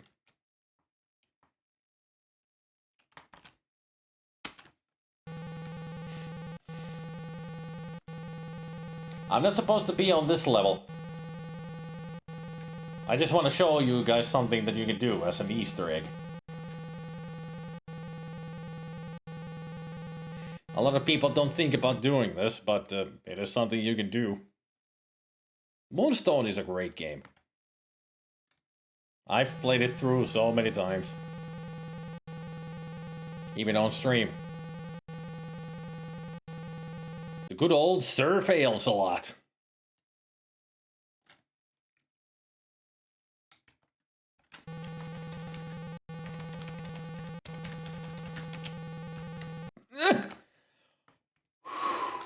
Almost didn't make it. Just to do this. To do this. Use lighter. Well, Roger Wilco, I guess you'll be paying methane a little more respect in the future. If Mr. Science were here, he would have explained that open flame and high concentrations of methane gas don't mix. Since you're dead, you'd best get to restoring.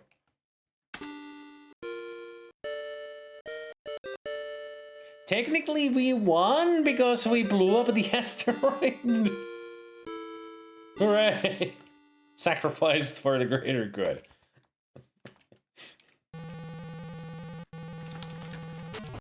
But yeah, that's something you could do. You can actually light up the lighter in the bathroom and...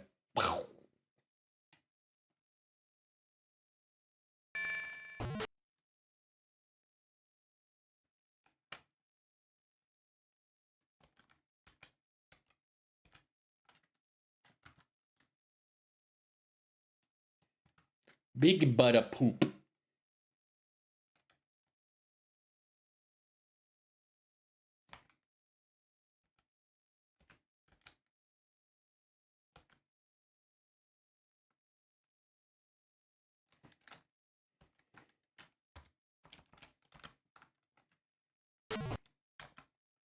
The door behind you closes solidly. A barrier springs up before you. Another barrier stands in your way.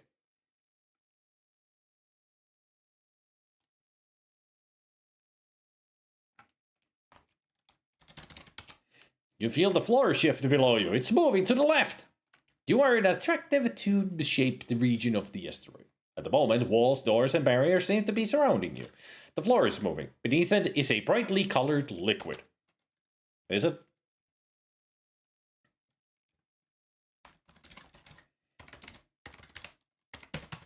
Liquid! I don't think that is in view right now.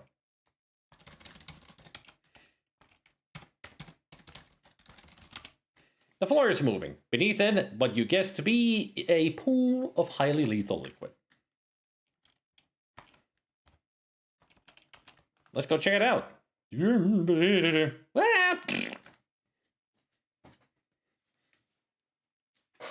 Imagine, if you will, taking a bath in sulfuric acid and using pumice for a washcloth. After that, a bit of displeasure passes. It gets much worse as the acid slowly eats its way to the last critical organs. Finally, mercifully, death takes you.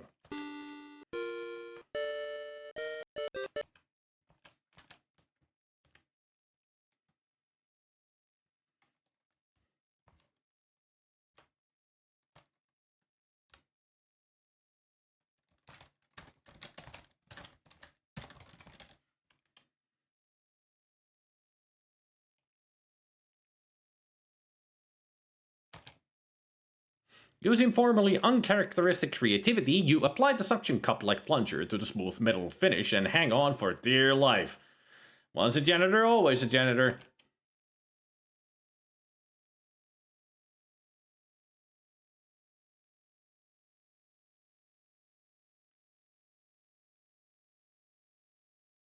Whew.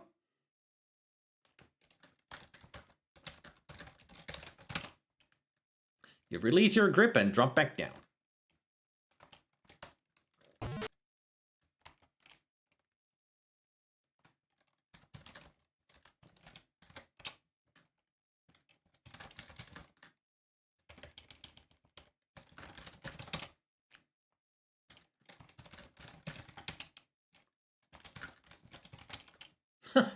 I noticed I dropped the basket, I got a point. I picked up the basket, I lose a point.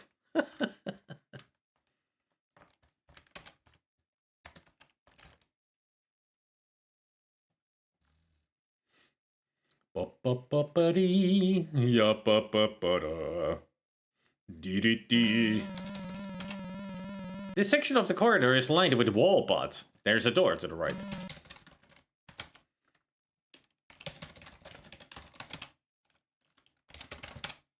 The huge metal menace is specifically designed to secure a given area. When not busy, it is blocked into the wall, recharging. Imagine what Nick ads would cost for that puppy. You have made the mistake of getting within what looks to be cattle prod's length of the metal menace. An electrical contact connected to an extension arm reaches from its body and makes contact with you. That's when you begin feeling the intense burst of electrical current pulsing through your body. You quickly black out.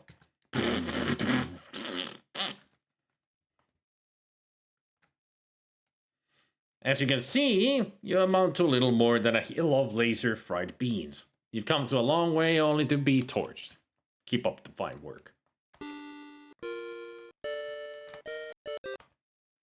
It has been fun watching you play Space Quest 2.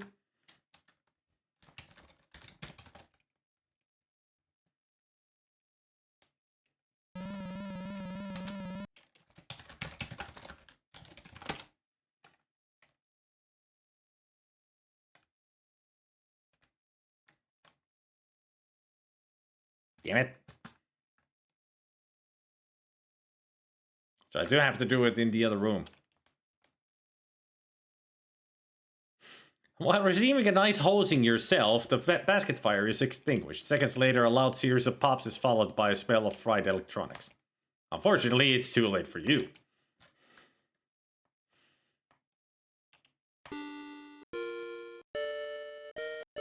It has been a pleasure watching you play Space Quest 2.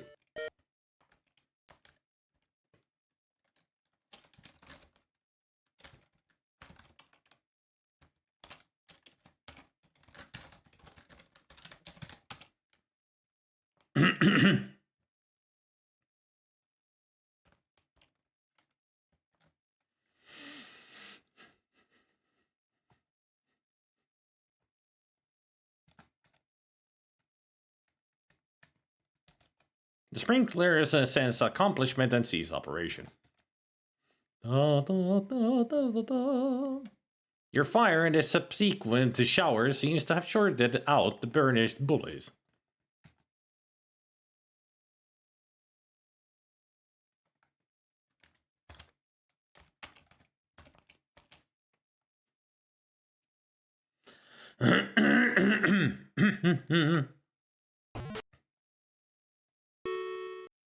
You have just entered Vohaul's secret chamber. The evil one himself is seated before a large console high on platform in the center of the room. Standing obliviously ready here are many of the dreaded salesman clones. Oh, he speaks. So, Roger Wilco, we meet again. I must say, I'm quite impressed with your resourcefulness and tenacity. I'd love to chat, but I'm busy preparing the last of my salesman clones for their trip to Xenon. Feel free to stick around and observe the downfall of your civilization. Ha ha ha! These guys are your worst nightmare come true. Imagine hundreds of John Davidsons in magnetically hazardous polyester suits, the color alone capable of rendering helpless the infirm. Topped with perma-bond hair and the face splashed with that let me win you over smile, he's a master guildsmith programmed with one intent. Sell, sell, sell! Each are encased in pre-programmed impervious transport capsules.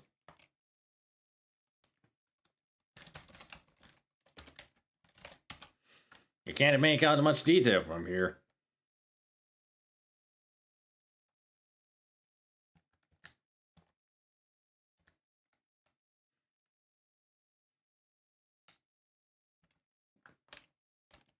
Vohaul's overweight and mechanically maintained self is seated in a chair in the center of his control room. His pudgy, sallow features sport no hair. He is truly a vision of ugliness.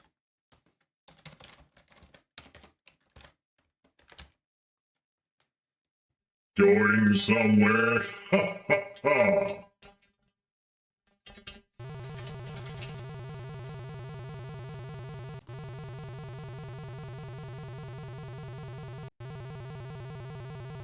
As soon as you step on the platform, you are struck by a beam of light emitted from a unit in the ceiling. In a matter of seconds, you are broken down into microparticles and extracted from the air.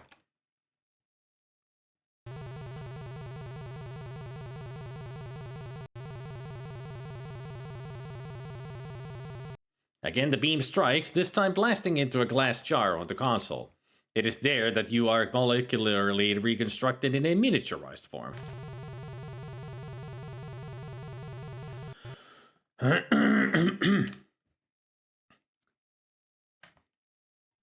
Well, I'll be darned. My miniaturization beam does work. In the old days, I test these things on myself, but as you may have noticed by my appearance, being my own guinea pig has had its disadvantages. I guess this will keep you out of my way once and for all. You'll make a nice conversation piece. With that, Vohaul turns away to put finishing touches on Xenon's fate. Excuse me. He seems like he needs to eat more grapefruit. I bet that would make him less evil. Isn't it the attack of the doll people? Or something like that? A very stupid name for the very stupid movie. You are trapped in a glass jar sitting on the surface of Vohaul's control console. It's hard to see the rest of the console from this vantage point. The jar is huge and glassy.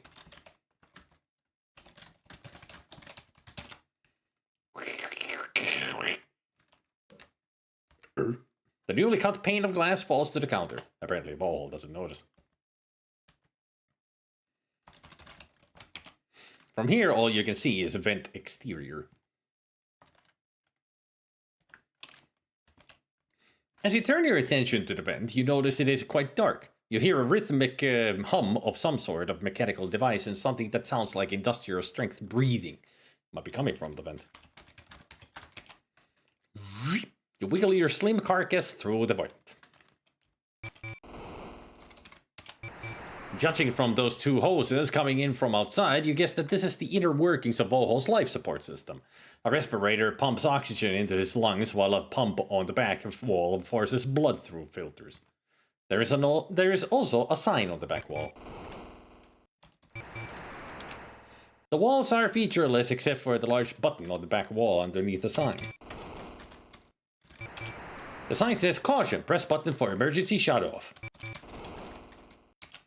It is typical of most buttons except very large.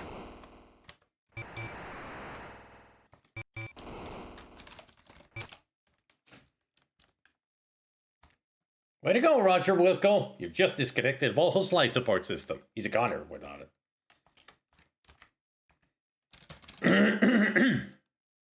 You are in the inner workings of Vohaul's formerly functional life support system. The pump and respirator are quiet now.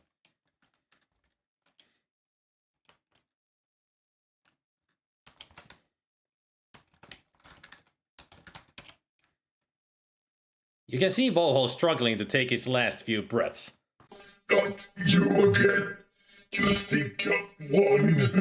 All you have done is seal your own fate. He reaches up and flips the switch on the far end of the console before dropping to the floor, dead.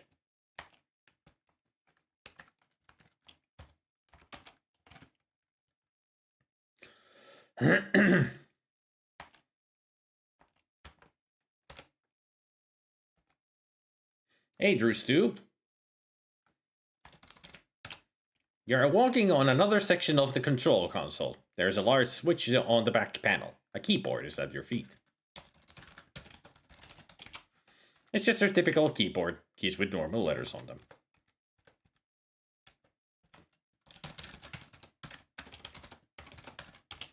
The switch is the toggle type. It is currently off.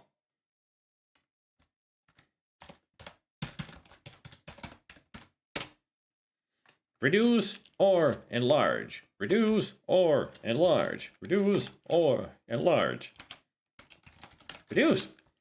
Type the word you want.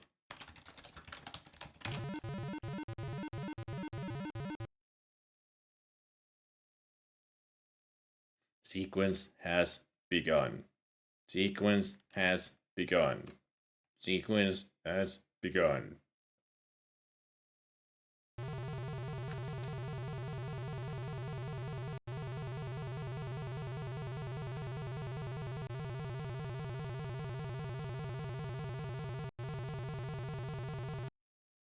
By already being in a miniaturized form and setting the beam to reduce, you are now too small to exist.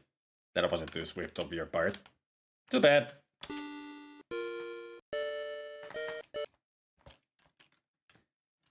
Type enlarge.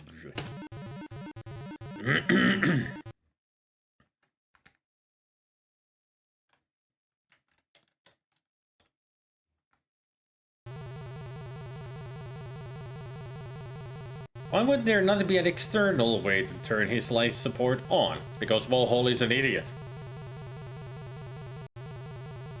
I mean, come on, his master plan to take over Xenon is salesman? Ooh. What an evil plan! I mean, he could have just made another star generator. You're once again reconstituted, this time to the correct size. You notice that the clones are gone.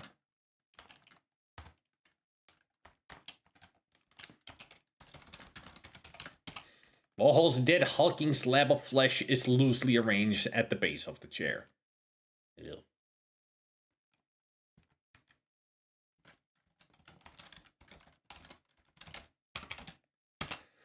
An examination of his repulsively turgid, fabric-encased mass reveals nothing other than the tubes which supplied him with blood and oxygen.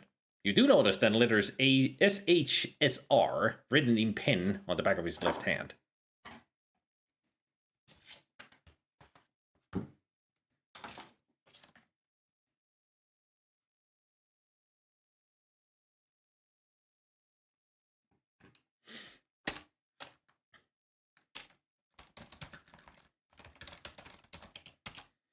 Most of the screens seem to be filled with meaningless numbers. The one on the left is flashing.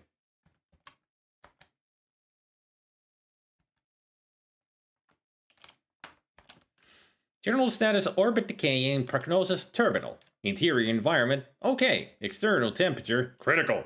Auxiliary operations, clone launch, go. Launch countdown, 8 minutes and 5, 4, 3, 2, 1. To abort launch, enter code below. F6 to exit the screen. Aborted. That was easy.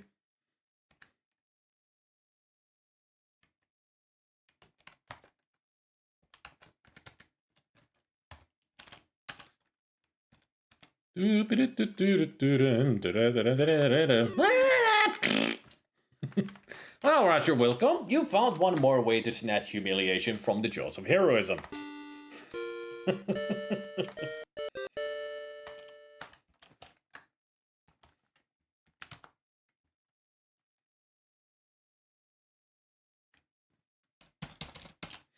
You are walking through a clear tubular passageway which seems to wind in and out along the outer perimeter of the asteroid. There's a box mounted on the west end of this tube. The box is actually an oxygen mask receptacle. It is currently closed. Open the box and noticing an oxygen mask, remove it and close the box. This is an emergency oxygen mask.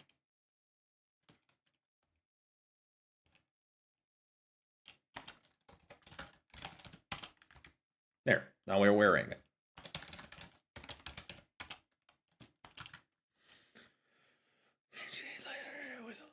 Yep.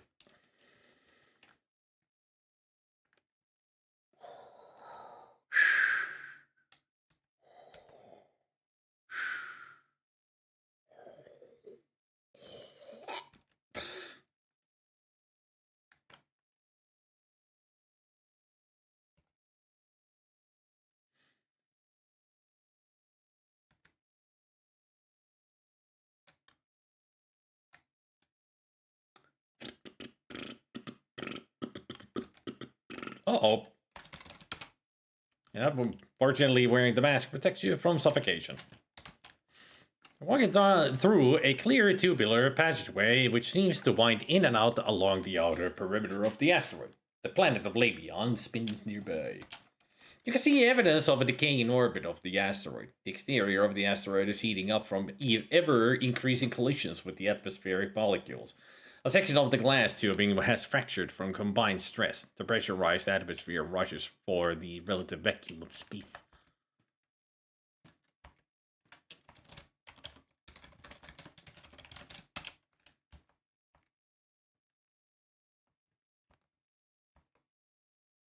Huh.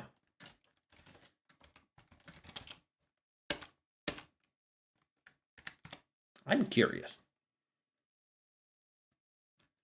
Curiosity killed the Roger.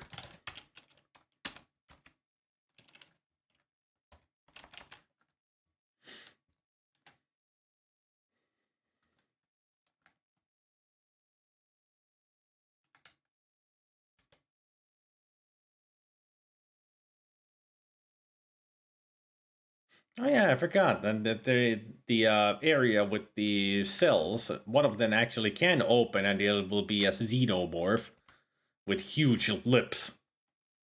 And if it catches you, it'll give you a kiss. And then you get chest bursted.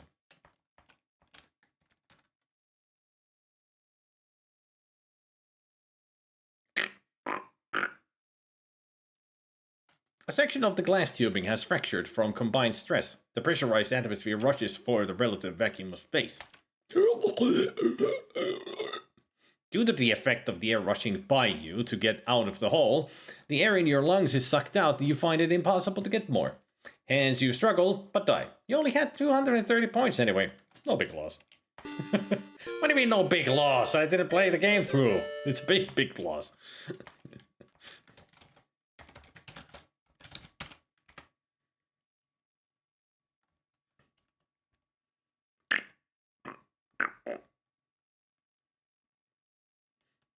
A section of the glass tubing has fractured from combined stress. The pressurized atmosphere rushes for the relative vacuum of space. Fortunately, wearing the mask protects you from suffocation.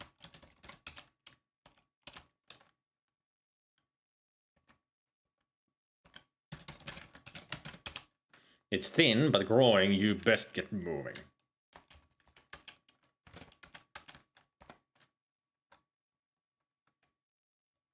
No longer needing the mask, you remove and stow it for later.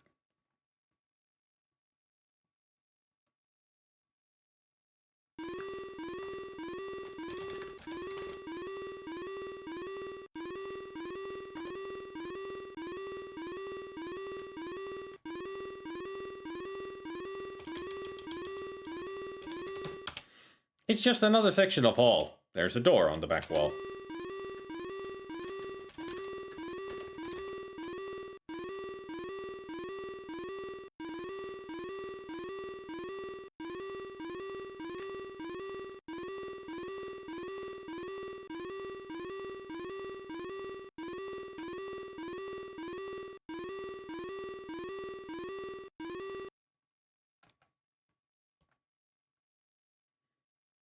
I'm not even sure if I am going the right way.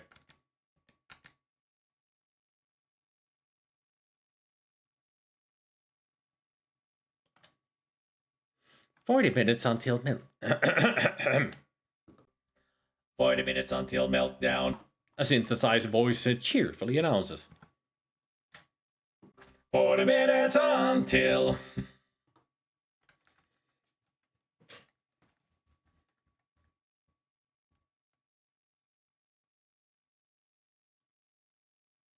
Run at the speed of cabbage. I don't like cabbage, so it's slow. For me.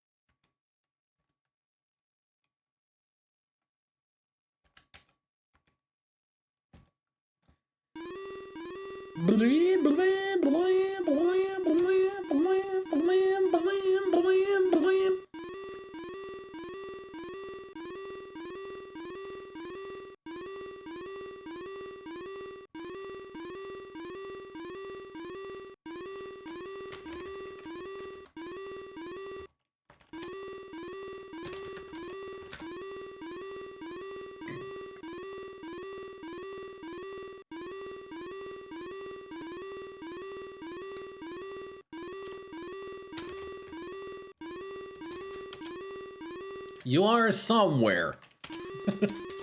Great description.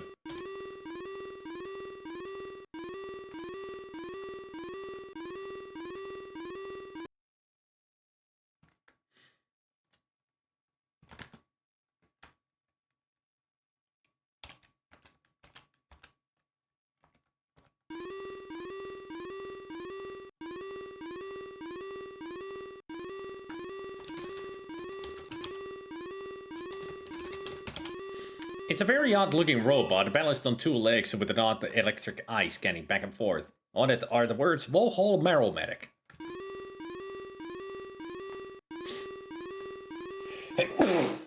Excuse me. Any curiosity you may have harbored regarding the menacing metallic pest will now be satisfied as you have drawn too close. Your attention is attracted to a decal on the front of the machine. It says the Vohaul Marrow-medic. This rouses your curiosity. Suddenly you note that each and every bone in your body feels as though it has been transformed into molten matter. Never slow to catch on, you notice that you are cooking from the inside out. Now this is a pain that lingers. Every drop of moisture is purged from your system by the intense heat of the internal barbecue. Your dehydrated composition makes it impossible to continue. Better luck next time, Roger Wilco.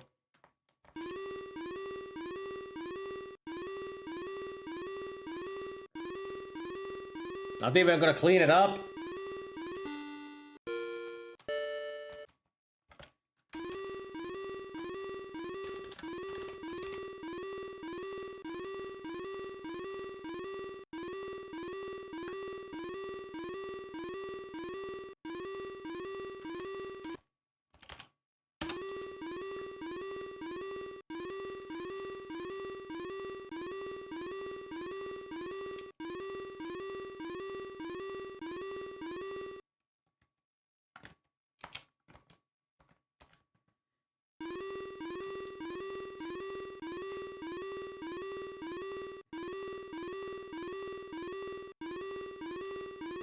You know, the robot is kind of cute. Even though it wants to kill me, it's still kind of cute. Hey, Mr. Eridan.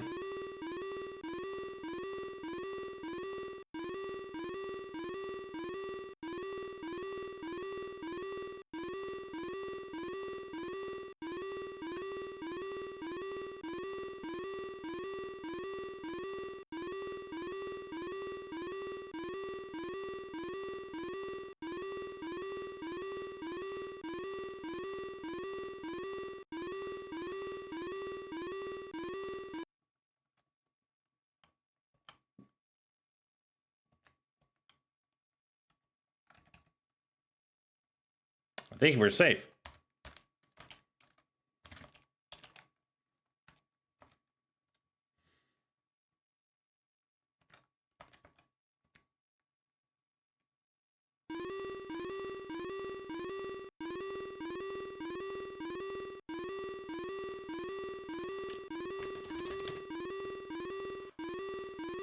Now we gotta do the same thing again. Get in there as fast as possible without touching the robot. Because now it's returned back to where it was.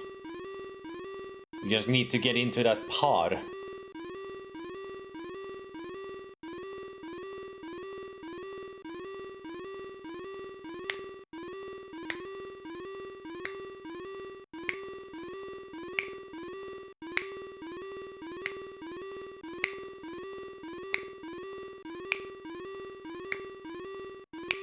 It's got a nice rhythm to it.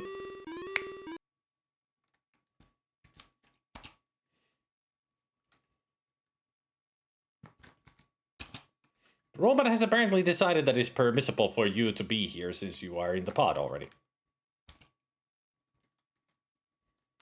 Whew. Upon entering the escape pod, you quickly take your seat. You are seated inside one of the emergency escape vehicles. Before you lies the control panel and a viewport.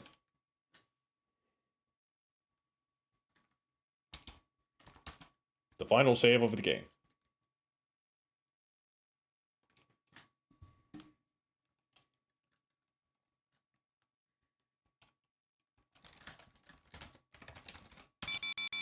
Warning!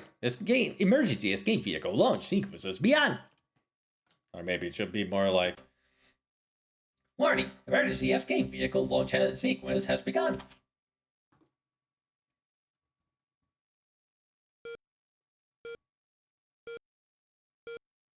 Six, 5, 4, 3, 2, 1.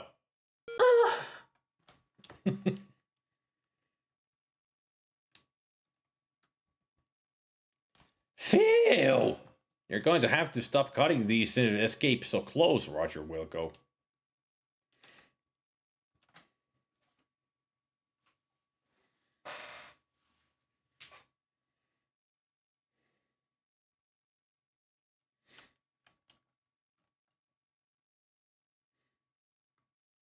Ten, 9, 8, 6. 6? What happened to 7? Just kidding. Another Spaceballs reference done.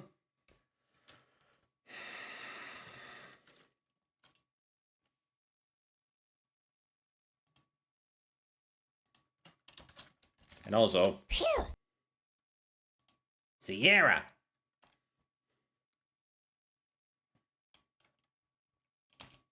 Well, you must feel pretty good right now. You stopped Vohaul from carrying out his threat of salesman infestation, ultimately destroying the scientist himself. You also managed to save your own skin. And just look at that score. Pretty darn impressive. Suddenly, a warning signal draws your attention to the oxygen meter on the front panel. It reads low and dropping fast. This is just great. You knew it was all too good to be true. You had maybe 5 minutes of air left. Well, Roger Wilco, it was nice knowing you. Now you take the time to view the interior of the pod in more detail. You see a sleep chamber against one wall.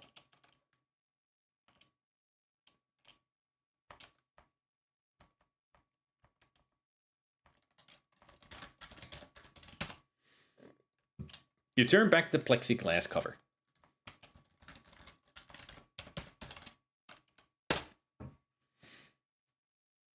You make the split-second decision to enter the sleep chamber. It seals automatically. Soon you are overcome by a pleasant drowsiness. This is certainly better than suffocating. You begin to drift away into a deep sleep with the satisfaction of having accomplished your task. You've been through in the clutch and you deserve a nice long rest. Now someone would just pick you up somewhere along the way. So long, Roger Wilco, and thanks again for saving your people. Full points. The end. Thanks for playing Space Quest 2. For now.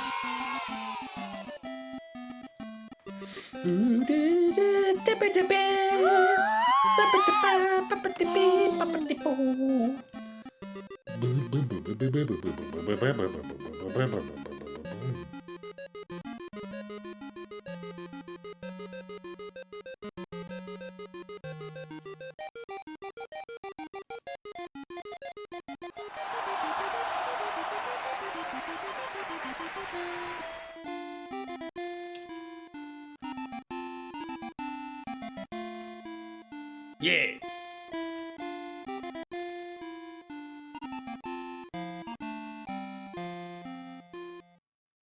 It'll be a while before we get to Space Quest 3.